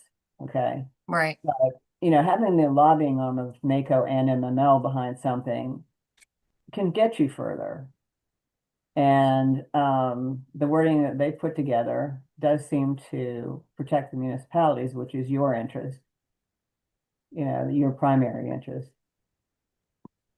So, Can I ask a quick question? How likely are they to accept that exemption, though? Because isn't the whole point to densify, and you're going to densify mostly in the municipalities, right? So doesn't it totally undercut what is the intended purpose, other than the fact that, what Connor was talking about, incentivizes McMansions, so it's not actually reaching the purpose? But are they likely to accept that? I don't know. There's a lot of folks that are talking to their legislators about this one. Yeah, and that was the other question I was going to say. Do we know where our D18 delegation is on this issue? Or, I mean, I haven't heard anything or seen anything. Everyone is being very coy. That's the report from last night. That was reported on at the Chevy Chase Village meeting. They're all still being very coy and close to the vest about what they want to do. And I think if I were in their seat, I'd want to see it too. They'd like to hear, now that the governor's office is aware of, or DHCD is aware of the problems that this bill causes, what are they willing to give on? And, at least to the municipalities, they have not answered that question. I don't think to the counties yet. I don't know if they've said anything at the state level yet. Okay.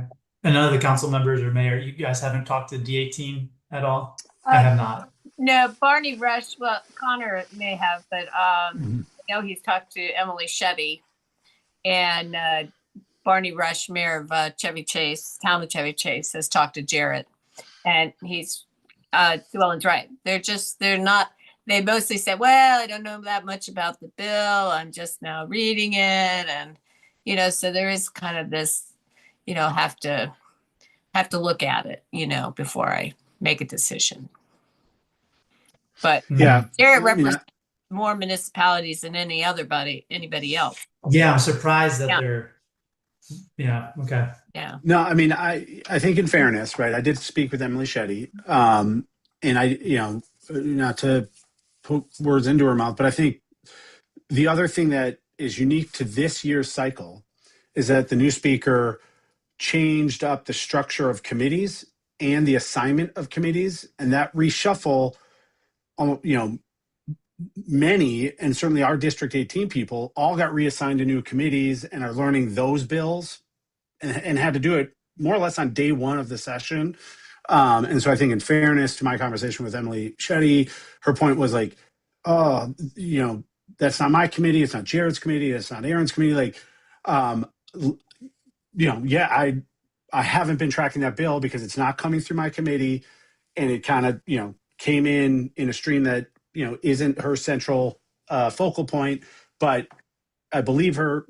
Her thing was she's going to get, spun up on it as quickly as possible. And I think, our District 18 reps have always had a kind of an open door policy of, and very willing to hear from us. I think it's what we've been working with in this coalition of other municipalities within Montgomery County is to collectively understand the problems of the bill that we all agree on, and then share a common voice to District 18 and District 16 were the focal point of that letter that we signed on, that we're not opposed to, we want to be partners in the solution. We understand the problem as well. That's why we worked really hard on the bill last year.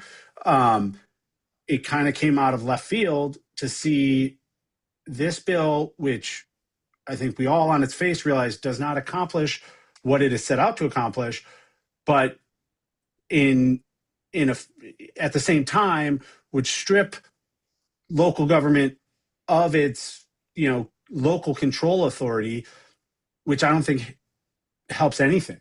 And so I think you guys understand. I'm frustrated by this concept that if you oppose the bill, you don't get to be at the table. I think that's somewhat a childish way to address this. I do think constructively, offering amendments, I think we can still say it's a bad bill for the following reasons, and we offer these, amendments to that we think would make it better. Sue Ellen, one thing I've been trying to work to keep the council up to date on this.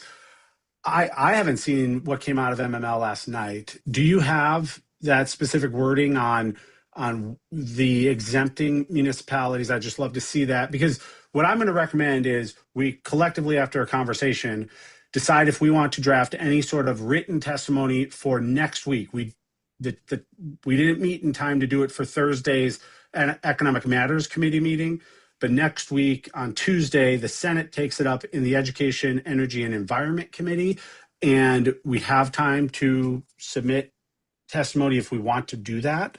And I'd be very interested in the MML MACO language and approach, and whether or not we throw our weight behind that. And then that leads to two other big questions that I just haven't been able to fully understand. Like, once I understand this language, Sue Ellen, okay, if they exempt municipalities, how does Montgomery County then do the zoning? Is it unincorporated versus incorporated? Like, if we're exempt from this legislation, and so that means, hey, people in the unincorporated parts of the county, sorry, you're now bound by this legislation, but then do we have to go back and create all sorts of new codes? Does Montgomery County have to devise two sets of codes? How does this operationally work? I don't know. There would be a two-tier system, because at least with respect to single-family home lots, that they're trying to develop, take advantage of what's being allowed in this bill. Mhm. So, and it is an exemption. They added in the exemption section, one of the things they are doing is they're proposing to take out the time limitation on historic districts created before July 1, 2025, which I think everyone agrees is a good idea. And then they add in another exemption, a county with a population smaller than 150,000 residents, not including any residents of a municipal corporation located within the county and a municipal corporation. So how that all works is it would be 2 tiers, yes. And so the where you have delegations of power already through the state law, and you do, and they include setbacks, lot coverage. So you would retain those. And to me, that's critical for how we, plan the town. The other one that I know everybody seemed to have a problem with was this word indirectly, this idea that you also couldn't put in place anything that directly or indirectly would subvert the ability to build this new style of townhomes. But there's no definition of what that means. And so we talked about all sorts of possibilities, right? Like setbacks and lot coverages. Yeah, they're removing that. They're removing that. They proposed removing that wording. I think everyone is pretty much in agreement on that. What does that mean? Right. Well, because some of the concerns we had were tree canopy like other places, stormwater management like other places, but also the mayor and I were having a conversation like height, right? We say you have to be 2.5 stories in the R60, but is 2.5 stories a restrict, if somebody wants to build a 4-story townhouse, could they argue that that's a restriction? I could build it and the market could sell it if it was 4 stories, 45 feet, which is a very different type of structure within the R60 than what is currently permissible. That's the biggest thing I'm afraid of because, they take the side setbacks and then next year they'll take height setbacks or the height, allowable heights. They'll change that because they're not getting what they want. And that, Or a developer can just argue that that's limiting them and being able to develop in any event. And so it impacts their ability. Right. And therefore it's not valid. Yeah, or I can't build it if I'm not providing enough parking. Well, they screw us with that all the time too. I'm building a shopping center, but I don't have to provide enough parking. So now it becomes our problem. Right. So this came around at 6:07 p.m. last night, and I think Matt can send it to everybody. Yeah, they haven't. Is it on a dispatch? I don't remember getting it. It came from MML, Governor's Housing Bill Memo. It must. I don't know what the distribution list is. Yeah, I don't know. Have it. It might be in the dispatch. Connor, I think that's the email you forwarded on with your traffic. Isn't it at the bottom of that? Let me see. That's where I saw it first. It's a very separate, it's by itself. Just said Maryland Municipal League Governor's Housing Bill Memo.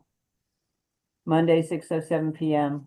Yeah, that's the dispatch that I've made sure to send to everybody. I guess I didn't see. So. Yeah, all the wording they're proposing is in there, and as usual, it's hard to read it because it's not actually redlined onto the existing language. But they are trying to protect the parking requirements. It's not as much of a issue for municipalities because they're exempted out, but they do separately deal with parking, water sewer connection, and a number of other things, the vertical boundary, other development guidelines that have been adopted before the effective date. Yeah, I did get it. Yep, I see it here. This is I was quoting the fact that staff had been working on this since August 2025. Yep, and yet they didn't bother to tell their members they were doing this. Well, they had a very vigorous legislative committee meeting. You know, there are two folks from Gaithersburg sit on the legislative committee. Right, yeah, And Jed Ashman yeah. is one of them, yeah. Yeah, so they were not happy about that. Yeah. And I think it's just a matter of semantics when it comes to oppose or support with amendments. It's because there's only two options you can pick when you testify. Yeah. So really what it is the way the bill is right now, we don't like, but with some amendments, we could live with it. Unless you can't. But it's kind of driven by the fact that you have to check a box when you submit. Well, it sounds like there's so many amendments that are coming. Do you think they're going to be able to sort them out at all and just? I think that, like I said, I haven't heard yet. I happened to hear Chevy Chase Village's response because they actually had a meeting last night and they were able to do something. Right. And you have a meeting, but I don't know how many others of the group are actually having a meeting or can cobble one together.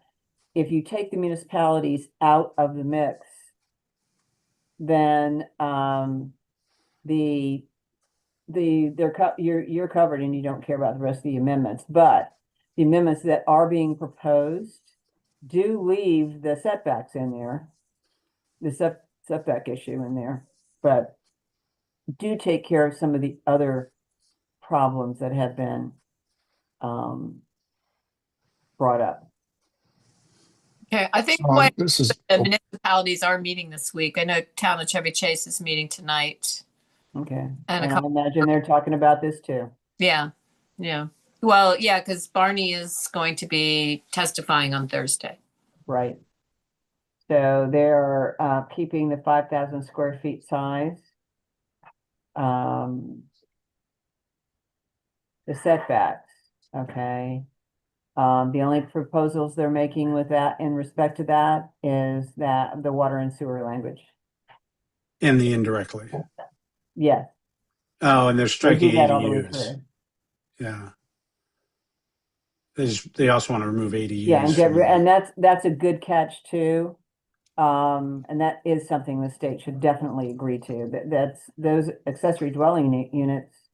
They're already taken care of, and then there's other accessory buildings. Structures, that shouldn't be involved in this. So, but the setback issue is there. They didn't try to take that out. So is essentially the question, Connor, going back to what you posed a minute ago, whether we want to submit testimony next week to go on the record beyond how we've gone on the record as a signatory for the letter. Yeah, the letter, though, only went to District 18 and District 16 representatives to let them know how the municipalities within their jurisdictions felt about it, make sure that they were aware, and kind of opening their eyes to the bills. The testimony would go to the direct committees with oversight. And, my thought is we've been active in the letters. We were active last year with the legislation, with the state, with preserving our rights around the R60 in townhomes, and that was an overwhelmingly supported bill. I mean, we worked really hard to get to a middle ground that everybody supported, both at the municipal level and at the state level. And this kind of undoes all of that. And I think if we feel strongly, I feel strongly, but if we collectively feel strongly about not losing our local authority rights and, how to do this in partnership and to really address some shortcomings in the bills that open it up to McMansioning and targeting naturally occurring affordable housing and kind of working against its own objectives, that we put our voice there so that, the more that the committee members hear, I think helps drive them into, hey, is this thing really ready? Is there maybe a smaller version of this that's ready to pass this year, that helps Maryland, at least put a marker on the wall that it is working toward, the housing crisis within the state, but recognizing that, one, a lot more work probably needs to be done, and two, that the partners at the county, at least those over 150,000, and even the municipalities, like, we can still be partners on this, right? We can understand that you guys want to use smaller lot sizes, you want to introduce townhouses into the R60 or into the residential single family home areas, and that what we're asking you for is just to put the logical guardrails around it, that it fits with the water and sewer and other public facilities within those jurisdictions. And we feel like the local jurisdiction is the one to know best. I mean, we sat last month and got a wonderful update from our town manager about the largest public works project we have ever had to do. Imagine if we had the built out and overbuilt capacity before we even had a chance to do some of these stormwater and water projects. I guess I'll start the bidding. I mean, I would support submitting testimony to go on the record. I'm interested. I'm sure there are like some concrete suggestions that could be made along the lines of the ones we've heard discussed tonight. But I'm also interested in, I was putting forth like a bigger concept, which is to encourage them to look at ways to incentivize local jurisdictions to produce housing that meets these goals of more attainable for different income brackets and different types of families, but to do it in a way that preserves that local character and ability to have a say in the development. So I'm going back to the letter that the mayor from Sykesville shared, that you shared, Tracy. Yeah. So something along those lines, I think I would like us to convey if we're going to do this. Well, I think by supporting infrastructure like the Summit Avenue extension, you can now create new areas within the down counties to bring in more housing. That's part of the, infrastructure is everything. And, as small towns, we don't have, that type of money to do it. So I think that's something that should be additionally, that will help to incentivize that people are, want to build there. The other thing I'd be interested in, and Sue Ellen, I think this has come up, at least recognized and acknowledged by several other jurisdictions, is, if what we're trying to do is promote townhouses as a way to create more lowercase a affordable units that are just lower price types of housing, then maybe it's leave the zoning alone for single family the way it is, but allow kind of bonus density for townhouses. The idea that, hey, the setbacks are the setbacks and they're fine.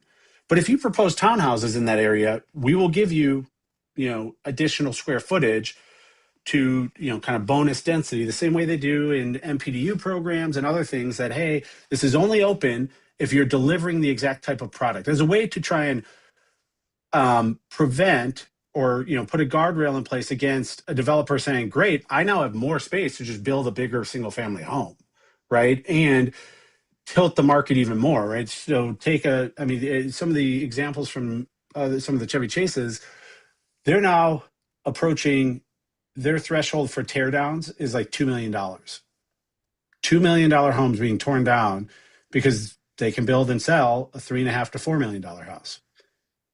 And so I'm trying to figure out a way to encourage the type of delivery of townhouses that will be at a lower price point, but not encourage the backdoor way into bigger homes that take up more of the lot. And encourage the state to think about it that way. Can I second Ann's suggestion? Because I think we can come up with a lot of ideas for incentivizing, but I don't think we need to propose them. I think what we're saying is that we want to work with the state to incentivize more on the carrot versus the stick. because that's what we're getting right now, I think, is the stick. And I'd also suggest that in the letter, we don't spend a lot of time going through every amendment we oppose or want to have and support. I say we just refer to the letters that are already there that have been written and say, you know, for the most part, I mean, we can go through them and say we support that, but we really want a conversation around. I'd like us to focus also on the how can we be more proactive partners in proposing incentives to get these things to happen in a context specific way. That's where I think our testimony could be, that could position us to be a partner with them and not just going through amendment by amendment. Also, I think it's expeditious that way, so you don't have to like go through and list every single thing again and repeat what others are doing. We can just say we support the MML one or the MoCo or the whichever other ones have been submitted. Does that sound like a good plan? Well, Sue Ellen's got her hand up. Oh, Sue Ellen, go ahead. I just wanted to know, I know that Chevy Chase was moving, Chevy Chase Village is moving very fast today to get theirs in. Mhm. I know there's a deadline to get it in. I don't know what the deadline is. Well, it was 6 o'clock today. Oh, okay, Yeah. And That's only for the House For the Economic Matters Committee. okay, So we'd still have a chance for the Senate. okay. Sorry, I was just, well, that's why they were moving fast. yeah, that's why. And I guess in addition to the suggestion, my question was going to be, what happens if we sit this one out and wait until we figure out what amendments the governor's office is open to? Do we have another opportunity to provide comment or opinion and to actually put ourselves on the record? I understood that the town, Chevy Chase, actually took the position in the call last week. There were a number of things that came up, but that there be somebody other than just the Chevy Chases weighing in, too. Somebody who's But got what the timing though? So do we have another chance well, after there is Tuesday? as Connor said, there's the Senate side looks at this next week. Yeah, But so I'm saying after Tuesday. we're going to have to do this next week. There's only the 2 hearings, I think. One in the House, one in the Senate. Because this is one of many, many bills. Yeah, and I wouldn't want to sit this one out. Granted, Nate and Ann, I agree. I want to focus on the positive of like addressing the problem and being constructive. But I personally, as one elected member, really have heartburn, using polite words, with the trotting on municipal authority and the stripping of our local control. And I do believe strongly that I don't want to sit this one out. I want the Senate EEE committee to know, like, the town of Kensington is not okay with this. We're okay with helping. And in fact, in a weird way, we have been trying to drive the conversation of diversified housing. And I think we have been leaning forward into bringing different types of housing here and been really open to it. But at the same time, this is not the way to do it by just superseding local control altogether. Yeah, no, I couldn't agree with you more. That's a message that we have to send, and I fully agree with the sentiments about taking away that ability of us to kind of have that self-governing ability. I mean, look what we went through with the cannabis. You know, we don't have any rights on that. You know, but people are going to expect take more, huh? And then to take more away, or to take something away we have that's very Right. limited already. Yeah. Yeah. No, I agree. But my point was, I think, more about just saying, yeah, there's reasons we disagree, and here they're all referred to. Look at that. But this could be, we're a constructive partner in doing this the right way, which you're not right now. That was the only point about just really focusing on the positive. Well, ADUs was supposed to solve the problem. It didn't solve the problem because they're too expensive to build. And then the duplex. Well, how many duplexes have gone up? Well, not very many. None that I know of. And, so now they think 4 townhouses, on DuPont Avenue and at, 45 feet high is going to help.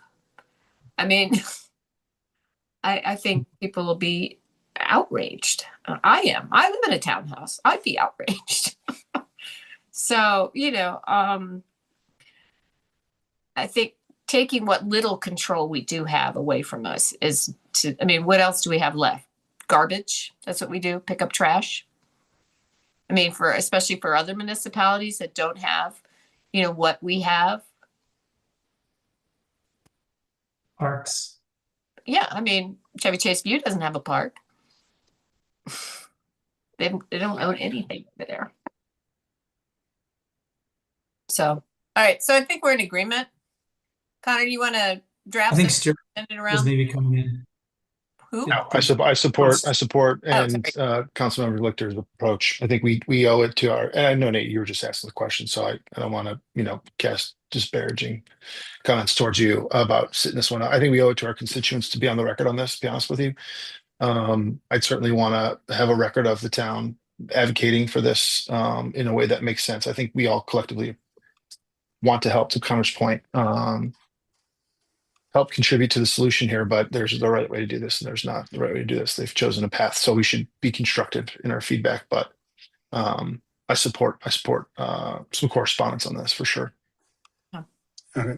And, part of it, this is kind of an aside. Have people paid attention to the zoning issue going on in Fairfax County there's a house that put an addition that is essentially a solid wall. So if you haven't, you should look at it because it's completely allowable. It juts out to the front because they now can go for, they worked on some missing middle stuff and they inadvertently opened up their zoning to where it can come in front of the front plane of the existing home and its neighboring homes and can go to, like 40 feet high or 35 feet high. And so the house next door now gets zero sunlight entirely. If you haven't seen the pictures. What's the Google of that? No, there's a Washington Post article that had a lot of pictures. Yeah. What I was going to do, I will share my screen for a moment. It doesn't matter, but it's worth seeing because that is one of my fears. Is like this is a completely permissible thing. Now it got stopped because they're going to look over every inch of this thing, but it was built seemingly to code. Things are moving fast. I'm happy to work on a draft. Sue Ellen, if I can, reach out to you tomorrow, and I'll probably reach out to a few others who have drafted it to get the kind of the language and make sure we're current on things, and we can put together a quick written testimony and circulate it. And with a goal of submitting it by close of business Friday, Matt, I think that's the deadline because it's a Tuesday hearing. So. Yeah, Monday's a holiday, so. Yeah. I will confirm the submission timeline. Okay. If it's Thursday, I'll let people know, but I will work on a draft of it and send it around.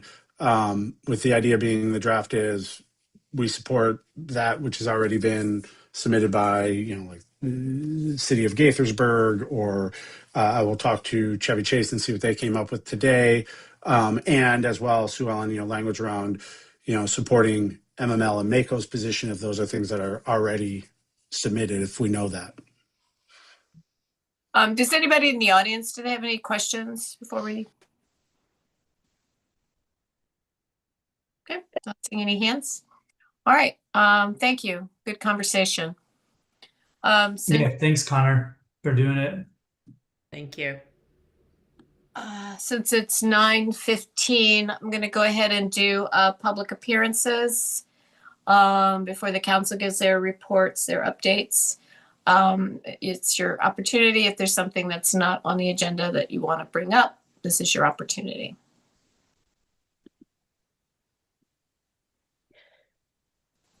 Joe? Thank you, Mayor. I think the town's crew deserves a lot of kudos for their fine work in snow removal this past couple of weeks. In particular, Joe in his kabuto was outstanding in clearing streets in this south side of town, Frederick Place in particular. from top to bottom to curb. It was really, really outstanding. I was in DC today, and it's still a total mess. Many of the side streets have hardly been touched at all, it seems, and so the Kensington Town crew really deserves a lot of kudos for their fine work in snow removal. Well, thank you. I will pass that on to them, but Please do, yeah. please. I've had more compliments from people who live outside the town about how great we look. I mean, it's not perfect, obviously, because Right. snow is not perfect. It was a tough snow, and it you is. know, Snowcrete was very exceptional and very Yeah. unusual. And Yeah, and Jason sent me one on Perry Avenue, a picture of Joe removing the most biggest boulder of ice I've ever seen. And he was trying to break it up because it was so big. And yeah, it was amazing. yeah, Said earlier, 85 truckloads of ice, Dumb truckloads. yeah, Yeah. dump truckloads, not pickup truckloads, but dump truckloads. yeah. Fortunately, there was that parking lot to That was, yeah. deposit it all. I think Hey, Joe, I want to piggyback on yours to say the crew was clearing the walking path at St. Paul Park today as well. And I know that many kids and parents and dog walkers alike will probably, when they got home or tomorrow when they see it, will be ecstatic. So big shout out to the crew for that as well. Yeah, I think they only did the upper side. I don't think they did the full roundabout, but No, they were doing the full roundabout when I they left did at good. 2:30. Yeah. They were Okay. making the Excellent. Does anybody know what happened with WSSC crews were out? This is almost 2 weeks ago on a Thursday night. They were out way late into the night, and it was down by Kensington Parkway at the intersection with Frederick Avenue. And I couldn't tell what the work was all about, but it certainly went on late into the night. And was this a water main break, or was this related to the sewage project that they've been working on? I couldn't tell, but it certainly was a lengthy and unusual sort of bit of work that they were doing. And I think this was on the 29th of January, Thursday night. We were not given any updates from WSSC. There's definitely not a water main break that we would know about. I'm going to assume that it had something to do with the sewage break. We are having a meeting on the 17th. Right. Being shut out. So that would be an opportunity to ask that question. Yeah, very unusual. Well, it was very cold, so it could have been that they were just really checking everything to make sure everything was moving. No, they were doing some sort of work, and it just went on late. A final question. I was just wondering if anybody could clarify the contradictory messaging that went out 2 weeks ago about the trash and recycling pickup. It was off again, then on again, and it seemed like ecology was not giving clear messaging about what it had in mind. Well, I don't think it was ecology. I think the fact that they were closed on Monday and we posted that we might get a pickup, we weren't sure. Right. And when Alex called, they didn't answer the phone. So, because they didn't probably have anybody who could get in the office, but they just showed up, which was great. So, well, they did their job. They just weren't able to communicate with us because we weren't open on Monday either. The office. Yeah, well, some of us didn't set the stuff out, and well, thank God we get another pickup on Friday. That's right. I agree with you, Mayor. Yeah. Thank God for the Friday pickups. Yeah. Darren Bartram is in the audience tonight, so he's a Friday, I think. Yeah, that's right. He was a big Friday advocate, and I think we should keep in mind his wisdom on that matter. Thank you, Mayor. You're welcome. Okay. Is there anybody else? Okay. Oh, I'm sorry, Leslie. Put up a real hand. I didn't see. I don't know. Yeah, I don't know. For a little yellow hand. I don't know where that is. So real quick, I couldn't get everything organized here. My comment on the housing, it just seems like that came out of nowhere. And so I'm really support anything the council can do to kind of keep us online where we were on the last go around when thousands of people showed up and all had good comments, and it just seems like they've reworded it and they've thrown it back out. So anyway, that's my thought on that. And the walkway at St. Paul Park is done. It's great. Already used it. And now my real comment. Returning home on Sunday night, my turn is Connecticut Avenue right on Pliers Mill. Only the traffic was all backed up, all the way back to Knowles. And finally, when we got up to Pliers Mill, it seemed that the right lane was blocked.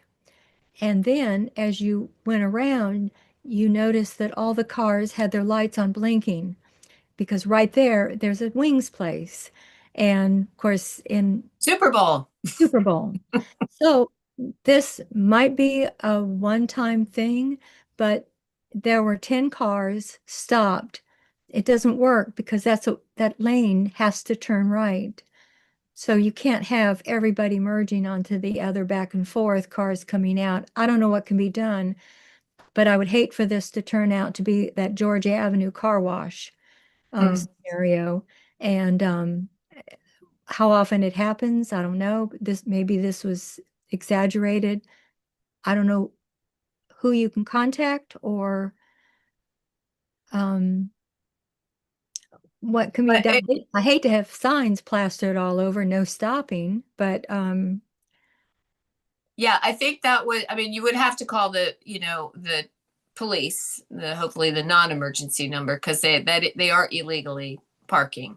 But I do think it had more to do with the Super Bowl, so that's a once a year thing. But now we know that might be a problem, and we could alert the police that they should be around. But it wasn't just that they were there, they were also, the parking lot was, because I actually drove that way too, because I was going down Pliers Mill. And the parking lot was full, and that was crazy. The 7-Eleven parking lot was crazy. So, I feel great for Buffalo Wild Wings because they had good business that night, but otherwise, it's like, wow, that was, I think, Connor, you got a phone call, didn't you, from somebody? I got a phone call. Yeah. And yeah, same thing. I mean, Tracy and I talked about this Monday. I guess that's only yesterday, to this very point. And so, Leslie, we were already thinking about if it's a one-time thing. I mean, certainly to the extent you saw it as a one-time thing. I have seen cars, right, like, delivery drivers who don't understand the area, and they just stop thinking, I'll be just a minute. Sometimes it is. It doesn't make it right. Sometimes they get in and their order's not ready, and they just sit there. And we already know how bad the traffic is. So I think it's worth one of those, like, hey, back of the memory, we can get to February of next year, talk to our partners at District 4. Can they have an officer just keep an eye on it? I don't know. Maybe it's we put out one sign on Super Bowl Sunday, a scare tactic. If you stop here, you will be ticketed. I don't know. Maybe that's enough to get them to not do it. But yeah, it was bad. It was bad. Well, I do think the food pickup guys, they got a tough job. They got to do it fast, in and out. But I was over at the Triangle Shopping Center and went in to get something at Donut King. When I came out, there was a car parked right behind my car. And I'm like, what's going on? And then 5 minutes later, this guy comes out. He was picking up food because there was no parking. He just blocked me in. So it's, frustrating. Well, okay. I just thought I'd mention But yeah, it. yes, thank you. Not going to work. I know. All right. Thank you very much. Okay. I don't see any real hands and I don't see any little yellow hands. So I think we can move on. Okay. Let's see. I got some reports from the council on what you guys are up to. Who wants to start? Okay, don't all raise your hand. So I'm going to go with Stuart because he looks like he wants to talk. Sweet. I'll be brief. Hey, for everybody, there's a number of pedestrian safety, traffic safety bills that are currently before the Maryland House and Senate during this legislative session. We're keeping an eye on those over in the Mobility Traffic Committee.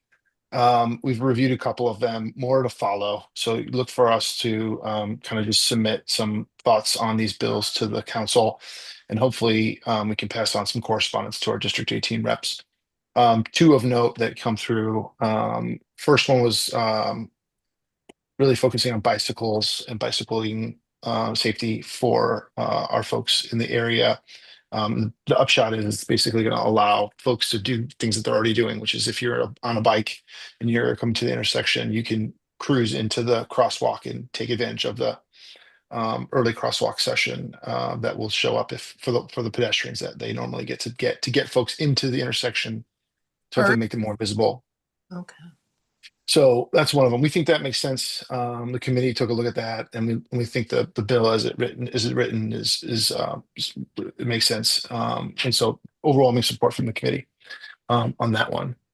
The other item that we're kind of looking at is automated enforcement reciprocity, and this actually was one of the recommendations, one of the initiatives from MCDOT, and we talked to Jonathan Rogers over there. He asked us for our support on this. It'll basically allow Maryland to enter into reciprocal agreements for automated traffic enforcement, which we think makes sense for our area. We hear from the committee took a look at this and said they hear from our fellow safety advocates in DC that they just lack the ability to penalize out-of-state folks or hold those folks that are out-of-state drivers accountable for their moving violations that they get flagged for a traffic violation. So we thought that makes a lot of sense. So we'll support that. And the final one that I've submitted to the committee, and I'll give you guys a preview, I think it's going to get some success, is referring to the Vulnerable Road User Protection Act of 2026. And this is really a new program that would allow automated speed enforcement in high-risk areas to improve safety for vulnerable road users. So the gist is if this MCDOT designates an area of road as a high-risk area, it will allow local jurisdictions to potentially if they designate a designated safety corridor, it'll allow local jurisdictions to potentially set up automated traffic enforcement. And so I was thinking specifically of 190, 193 and 185 in our area as potential areas where we could increase some automated traffic enforcement. So I think there's a lot to be said about that one. That's still being reviewed by the committee, and I hope to have a report for the council here in short order. But we'll keep you guys updated, and appreciate any support. Happy to answer any questions you might have about those two bills right now. Stuart, just to clarify, I think you are asking to write a letter of support for the town, right? For these, that's the course of action. Yeah, it's depending on appetite. There's a number of these pending, so I don't want to be like everyone gets a letter. So maybe we can either take it to the District 18 leadership when we get through all of them, or we can do them one at a time if that's what the council would like to do. But I would like to, consistent with our recent success in advocacy, we'd like to keep doing that if possible, to keep our priorities front and center if possible. Great. Any other questions for Stuart? I was just going to ask, when do you know, Stuart, when we would need to submit such a letter if we were going to have a more kind of an all encompassing support for these bills and kind of list it all together? Yeah, that's a good question. I don't. Both of the ones that have currently been reviewed are still in committee. There was a hearing on January 20th for those, which is why they went first. I think if we're going to try to submit any kind of testimony I'd have to come back to the council with specific dates. I suspect that date's probably lapsed. So I think the best course of action then for those two would be to notify our elected leadership of District 18 and say, hey, we support these bills. Yeah. Okay. Yeah. I strongly support this, and thank you, Stuart, for taking the leadership on it, because I think we did that article, the op-ed or the opinion piece, which was slightly, I think, justifiably critical of some of the slowness of SHA, but I think this could also help to signal, we're trying to support them at the same time. So I think it could be it's really important strategically, but also just on the merits of the legislation. Obviously, I think it's things that we want to support, but I think it would be a good thing for supporting SHA because they've asked for our support too. Yeah, I think particular case, getting it to our District 18, showing our support is probably, just as Right. much important as, a hearing. So I think that's good. Okay. So I'll sorry, with the council, I'll put together a letter. And I think we can probably wait for the rest of the committee to opine. The committee's not formally meeting until March. But I'm just trying to correspond with them by email and identify some bills. And so as bills come in, I'll kind of collect all those comments and then draft up a position from the committee for the council to consider. And then I'll kick that up to you guys if you don't mind taking a look at it, and we'll go from there. Good. Okay. Anybody That's all else? I have. No, Okay. man, that's all I got this one. Thank you. Okay, great. All right. Let's see. Okay, Ann, you want to go? Yeah, just since Stuart brought up safety, I wanted to report briefly that I did attend on behalf of the town the safety forum that MDOT Secretary of Transportation Katie Thompson convened. Administrator Pines was also there. It was mostly community and advocacy groups. It was a very small gathering in Annapolis. We were the only municipality there, and I think we were included because we have been outspoken on these issues. You don't have anything too specific to relay other than, Secretary Thompson wants to take a very proactive approach to safety management. Of course, want us and others to weigh in on the importance of this. So I think the conversation we just had is a good indicator of that. I did have an opportunity to reiterate that we want to see action on the things that are lower cost, more feasible, because of course funding and time and complexity always come up. And though you have a quarterly meeting with SHA coming up and they already have the agenda, Nate had sent it to me. I printed it out and I handed it to Administrator Pines, who was sitting next to me, as an example of the types of things that we want to see advanced. So I'm happy to talk more in detail about that later, but in the interest of time, just wanted to give that brief update. And Stuart, I'm happy to fill you in more. Thank you. Other quick update would be that the parking task force, we did get the parking management consultant RFP posted with the help of town staff. It is out now, and closes, I think, early March, and there will be a pre-proposal conference for vendors to ask questions next week, February 19th. And I think that's all I have to share at the moment. I'm sure I'm forgetting things. Okay, great. Nate? Yeah, just two quick ones. So thanks Ann for attending that roundtable. I think it's really great that we were invited and that we were able to participate in it. And I was going to mention also, Stuart, ask you to make a quick update on the quarterly meeting with SHA that's coming up, but Ann already flagged it, but we'll have that on Thursday. We're resuming those meetings, which is that Stuart and I will attend with Tracy and town manager and assistant town manager. So we have a whole list of topics that we'll bring back up with them, and they've had the agenda for the last 2 weeks. So hopefully they'll be ready to answer the questions and give us updates. The other thing I wanted to just update was that today, as Tracy alluded to in the beginning of the meeting, I gave testimony at the capital improvements budget county council meeting where they were taking public testimony. I testified on behalf of the town for the Summit Avenue Extension project. So I had my 3 minutes that were very carefully used, and we had, I think, hopefully we can, maybe we can include in somehow the testimony, but it was, I think, you never know how it's received, but we were getting a lot of nods and people knew why we were there. We do it every year. This was my first time testifying for Summit Avenue Extension, but we appreciated Mayor Furman being there, and also to Connor for leading the drafting of the testimony.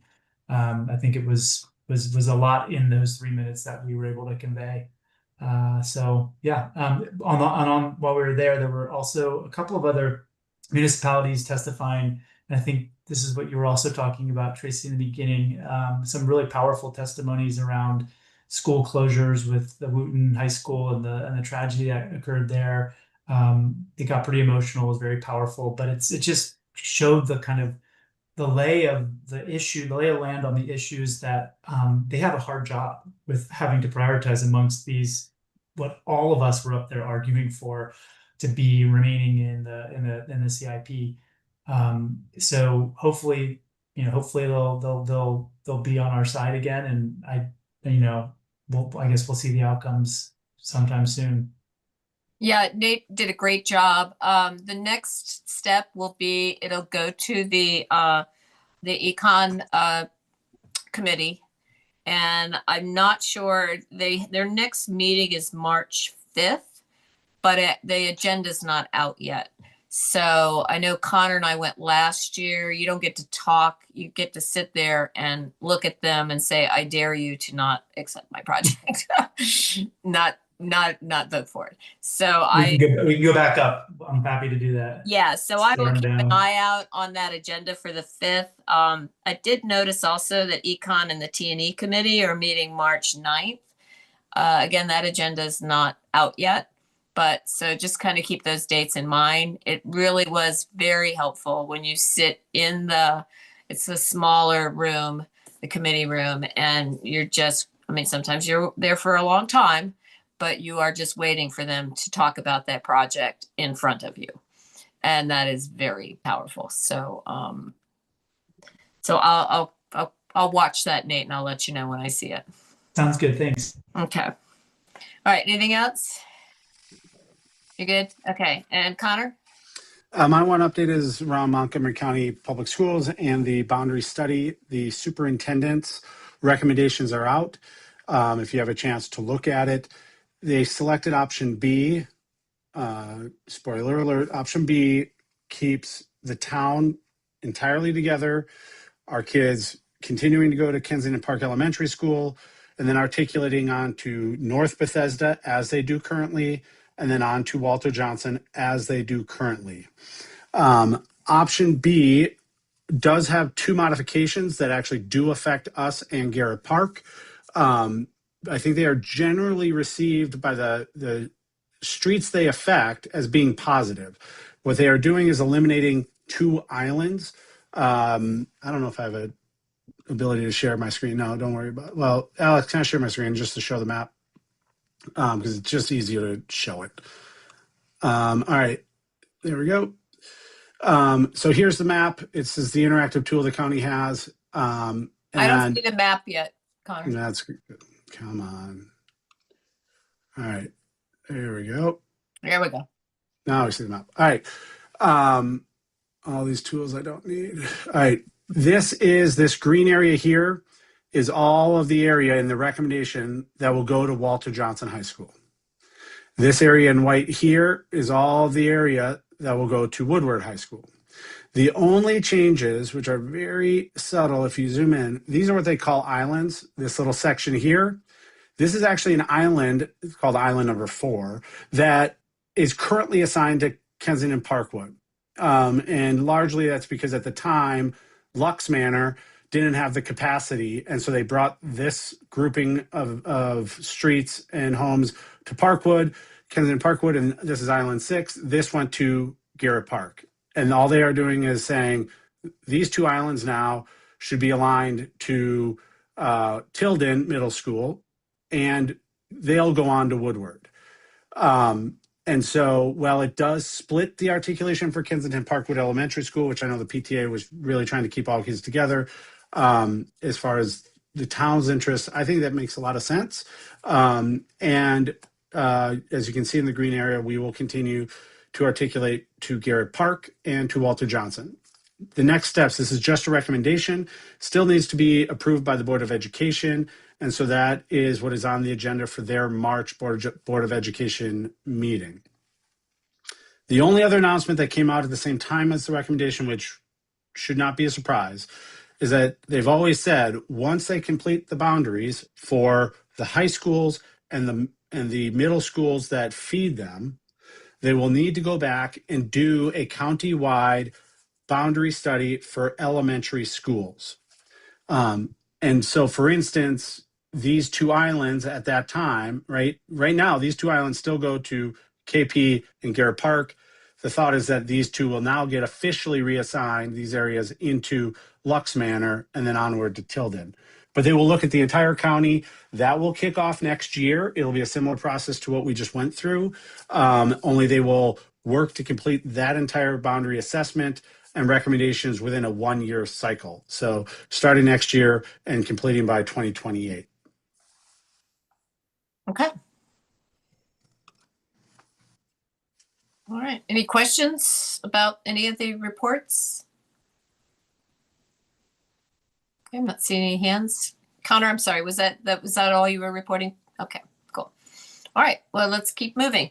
Matt, you have an update on the St. Paul Street storm drain project that got Sure. held up because of Yeah. So real quick, prior to the snow, we have installed an inlet on Madison Street, a new inlet on Decatur, and they started the inlets on St. Paul.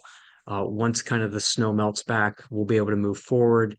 I know there was some comments with regards to some of the excavation that we had done, expanding the width of the street to 26 feet. We did address those directly with the residents that communicated with us once they understood what we were doing. I guess there's, we dug up the road. They were a little concerned. They were trying to see where the curb line was. We did get a comment from a couple of residents and were able to kind of give them a better idea of what we were doing on St. Paul. So Great. Oh, thank you very much. I just lost my agenda. So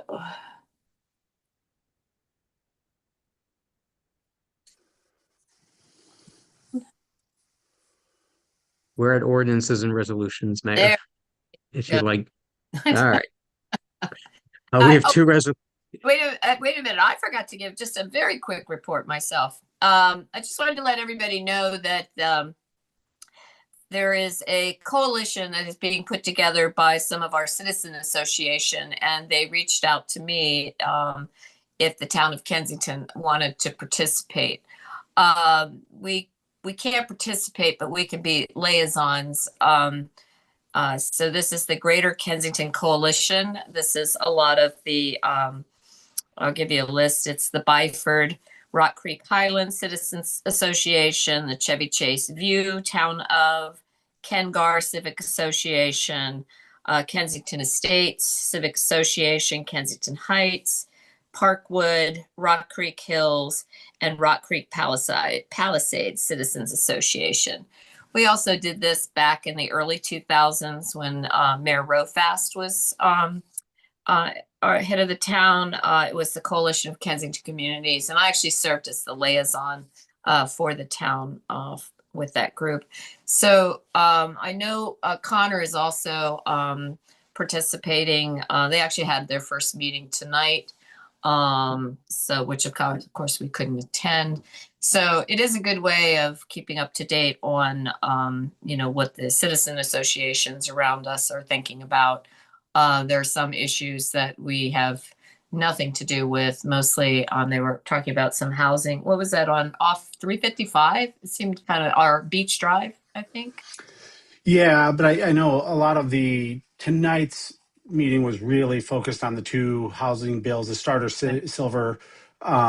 Ironically, I've gotten a few messages. They were trying to figure out committees of jurisdiction and membership, and so I was able to show them how to look it up on the state legislative website to show them that our District 18 has no members of either committees of jurisdiction. That was their big thing of how much outreach to do. But right now it seems to be spun up about these new housing bills at the state level. Right. So it's we're not members. We're just associating ourselves, just kind of keep track of what they're up to.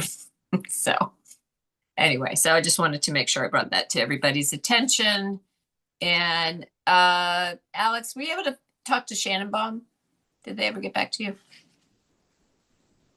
They have not responded to me yet. Okay, I was just trying to get an update on the antique row sign. So okay, all right, that's all I've got. So yes, let's move on to ordinance, resolutions, and regulations. Matt. Thank you, Mayor. We have two resolutions this evening. The first one is resolution number R-01-2026, a resolution of the Kensington Town Council confirming appointments made by the mayor to the town's Ethics Commission. This is to reappoint Mike McCurry to the Ethics Commission. Deborah Ecker and Tina Sherman's terms will continue as previously appointed. Okay. Is there a motion to approve? I move to approve resolution number R-01-2026. Okay, is there a second? Second. All those in favor? Aye. Aye. Okay, thank you very much. Number 2. Thank you, Council. Resolution number R-02-2026, a resolution of the Mayor and Town Council of Kensington authorizing a contract agreement with Brutus and Associates for a hydrologic and hydraulic H&H analysis for the existing bridge along Kensington Parkway. That bridge is listed as MK-03 to review for a potential flooding hazard once the stream bed is returned to as-built conditions by WSSC. I will explain this a little more in detail. The plan that WSSC has proposed to repair the existing sewer line, which they'll have a meeting about next week. The engineering project manager for WSSC is concerned about some potential flooding. The reason why is there's about 5.5 feet of scouring beneath the sewer line. Their plan as of right now is to build it to an as-built standard, basically replace the 5.5 feet of scouring beneath the pipe to solidify it. Their concern is that the existing culvert is not large enough for the volume of water during certain rain events. And they have asked us to do an analysis, an H&H analysis. So that's what the proposal is from Brutus. I will tell you, we received an email from Suguru, who's the project manager, late this afternoon. They may change the project. We are going to ask to have a meeting with them and Anchor, who is our engineer with Brutus and Associates, to clarify this by the end of the week. But we'd still like to move forward with the resolution for the H&H, with the understanding that the existing condition will be built to the as-built standards with the culvert. Okay, and Shigru is WSSC, just for Correct. She is the engineering project manager for WSSC. Okay. Does any of the council members have any questions? Or go ahead, Nate. Yeah, I was just curious about what is the potential change that they might do? Do you have any idea? Because I have a couple questions about the design. Yes, they are looking to replace the existing sewer line main and have requested that we place a grate over the culvert to prevent debris from hitting it. We have some concern about that plan, which is why we want them to meet with Anchor and our Brutus team. We'll be able to provide an update after that meeting. But it doesn't address the potential change in design, doesn't address the flooding issue? No, So it does not. that's my question, is why are we settling for an as-built remedy for this when we know it's going to just cause the problem over again and probably more quickly? I don't quite understand why they would design this and say, oh, it's going to flood, so then you've got to come up with some other solution. It just seems completely wasteful. I think they're just trying to meet their minimum requirements of replacing the sewer line. I think, there's some more conversation here. I talked with the mayor about this late this afternoon. There's some concern on our end. We'd like to have this meeting with Suguru and our team over at Brutus to kind of get a better idea what they're thinking. It's pretty clear that if they were to move forward with the as-built conditions, there's going to be some significant flooding where we don't see it currently. That's the concern on our end, which is why we're requesting the H&H analysis from Brutus. I think their thinking is if they just replace the sewer line as is and then have us put a grate, it won't have the flooding issues that they're concerned about, but it's also not going to stop the problem. It's not going to stop debris from building up at the grate. And then who's the responsible party for the grate? Clearly it's Parks, although they've not been adequate, I would say, in their removal of debris previously. Right. And is the analysis supposed to be finished before they do the fix? No, the analysis would be done after as-built conditions are done. So another confusing thing from them is, this is why we need to talk to Suguru and the WSSC team and kind of get a better idea what they're thinking. So, Okay, and I don't want to go through. I have a bunch of more questions just around why they would design it to just a 10-year flood, when we know that that's increasing with climate change. And and I have questions about what they're going to use for the hydrologic assessment. I'm happy to join that meeting if you think it would be a good place to ask those questions. But just my overall point is that it seems really short-sighted and almost I don't know. It just seems like a very odd thing to suggest when we know it's going to fail in some, and then more So to the the- longer term issues around. Oh, sorry, I was going to say, will the Brutus analysis take into account the potential of stream restoration for Silver Creek or potential planned flooding of Cabin Park, like we had talked about before? Will that analysis be so incorporated the as an H&H option? report, before we got the email from Suguru and the WSS team this afternoon, was basically preparing us for a new bridge, for a complete bridge reconstruction with a larger culvert. That's what we were expecting to move forward with. I don't know where we're at right now. Obviously, WSSC kind of changed plans on us at the last minute. We need some more clarification, but the H&H report was basically going to prepare us for an entire new structure at Kensington Parkway and Frederick Avenue. And that could then lead to some other longer term solution with where we Correct. take Yeah. the floodwaters. Yep. Okay. That's what I want to know. Like, what's the outcome once this analysis is done? Thank you. But I'm happy to join if you think it would be appropriate. Well, I think WSSC is feeling the pressure too of getting this project, completed. Right. And, maybe it's not going to be done a better way if you just be more patient. So, Right. No, but also, yeah, I was thinking the same thing. Like, we want this fixed, but is there something that they can do to also help support the longer term solution? Or Right. they're just obligated to do the bare minimum? yeah, Matt, when was your meeting again? They asked to meet before Friday. So we need to clarify when Anchor's available, and we'll schedule a meeting hopefully tomorrow afternoon or Thursday or Friday morning. Okay, would you do me a favor? Would you let Matt or let Nate know when your meetings are and if he can make it, give him that option? I think he asked some really good questions and that need to be helpful for him to have some feedback from them directly. Hey, Matt, I've got two questions. Kensington Parkway, right there where this project is to occur, what is the designation of that road? I'm asking because I guess I don't know all these things, but it seems like SHA classifies the roads and that is how they set the standard for the storm events.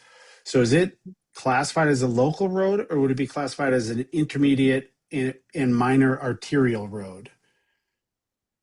They classify it as a local road because it's under our jurisdiction. The culvert is under the responsibility of the town, which is why we would be responsible for any structure change. Yeah. Where we keep running into problems is the stream bed is under parks and the body of water is under the state. Well, that was going to be my second question is does either though like this I don't want to add more government bureaucracy into this meeting, but like at some point is parks have to be a part of the conversation so they understand and acknowledge their responsibilities in the flow of the water. Yeah, absolutely. They do. And that's the issue we've been having previously with them. Yeah. So, Nate, if you may already know this, but that's why I was looking it up. SHA's, if this were a state highway, it would be a 100-year event. If it's an intermediate or minor artillery road, it would be a 50-year event. Because it's classified as a local road, the state sets the standard as a 10-year flood event. And I think that's probably why WSSC is designing to the 10-year because it's classified as a local road. Mm-hmm. Yeah. Frustrating, but yeah. Yeah. Yeah. I mean, it's a good point. But that's the minimum, right? Like we could do more if we chose to. So WSSC has no responsibility to fix our culvert. Their only responsibility is to fix their pipe. What they're doing is what they're proposed to do is to fix it back to as-built standards, basically to protect their existing sewer line. By doing that and replacing the 5.5 feet of erosion that's happened under the piping, it's going to basically make the culvert smaller. And their modeling is showing significant flooding if we do that, or if they do that. That's why the H&H analysis is necessary, basically to confirm what the modeling shows, and then basically to set us up for a new bridge structure in the future. Again, they walked that back this evening in an email, and now are proposing just to fix the sewer line and ask the town put a grade up. That's something that we need to have a further conversation with our team over at Brutus. Okay. Is any questions from the audience about this conversation? Joe? Yes, thank you, Mayor. Could the town manager clarify the bridge that he's been referring to? Is this a new pedestrian bridge that the Parks Department has in mind, or is it one of the bridges that Brutus is supposed to be working on to repair? I'm not entirely sure what you're asking. This is the bridge located at Kensington Parkway and Frederick Avenue. So this is not the pedestrian bridge across Silver Brook. Silver No, Creek. this is the actual street. This is Kensington Parkway that goes over Silver Creek. Yes. Yeah. Silver River, I think we should call it. All right, thanks. All right, let's see, the motion has been introduced. Yeah, so we may pull this back, but I want it on hand if the council is willing to move forward this evening. And then also there's some language in the resolution, Town Attorney Ferguson will use an existing template contract with Brutus if we move forward. So we have language in there specific to as substantially in the form attached for a potential contract. Okay, so you're not suggesting we need to change this one. You're just suggesting that we may not need it, but you want to have it. Correct. Yeah, we may pull this back after our meeting with Sagru and WSSC. Okay. All right, and just be sure to let Nate know when those meetings are. Is that going to be on site or on Zoom? Probably Teams. Teams? Okay. Yeah. All right, just let him know. Okay, could I get a motion to approve the referendum, resolution number 2? Sure. I'll move that we approve resolution number R-02-2026, authorizing a contract agreement with Brutus and Associates for an H&H analysis along Kensington Parkway, Bridge MK-03, not to exceed $50,000. Okay, is there a second? Second. All those in favor? Aye. Okay, thank you very much. All right, we've done public appearances. The last item is, I just want to confirm everybody's okay with the Wednesday, March 11th meeting? Yes. Yes? Ooh, goody. Okay, all right. Well, then I will entertain a motion to adjourn. Wait, whoa. Nate, are you checking for everybody? Hold on. Oh, I just said yes. Yeah, I I just said heard. yes. I'm sorry. Maybe she's just so used For a thumbs to, up to too. me being the one. Say the date one more time, Mayor, if you don't mind. You said What's March that? 11th. March 11th, 11th. Wednesday. And this is the usual one, It right? would be our Second Wednesday. usual Yeah. second Wednesday of the month. Yeah, that'll work. Okay, Stuart, did I get a thumbs up on that one? Yeah, you're Okay. good, Mayor. Thank you. All right, good. Okay, now I'll entertain a motion to adjourn. I move move to that adjourn. we adjourn tonight's meeting. Is there a second? Second. All in favor? Bye. Aye. All right, thank you. I'm glad we made this virtual because Matt doesn't have to drive an hour home. So, and Alex too. No, We just go 5 minutes when we're at town hall. So this is great. All right. Well, thank you very much. And I gotta drive an hour. That's right. You are in Arlington, so you're gonna have to get in your car and go home. Okay, be All right. safe. Should be no traffic. All right. Thank you all. Bye, guys. Thanks, everyone. Thank you. All right.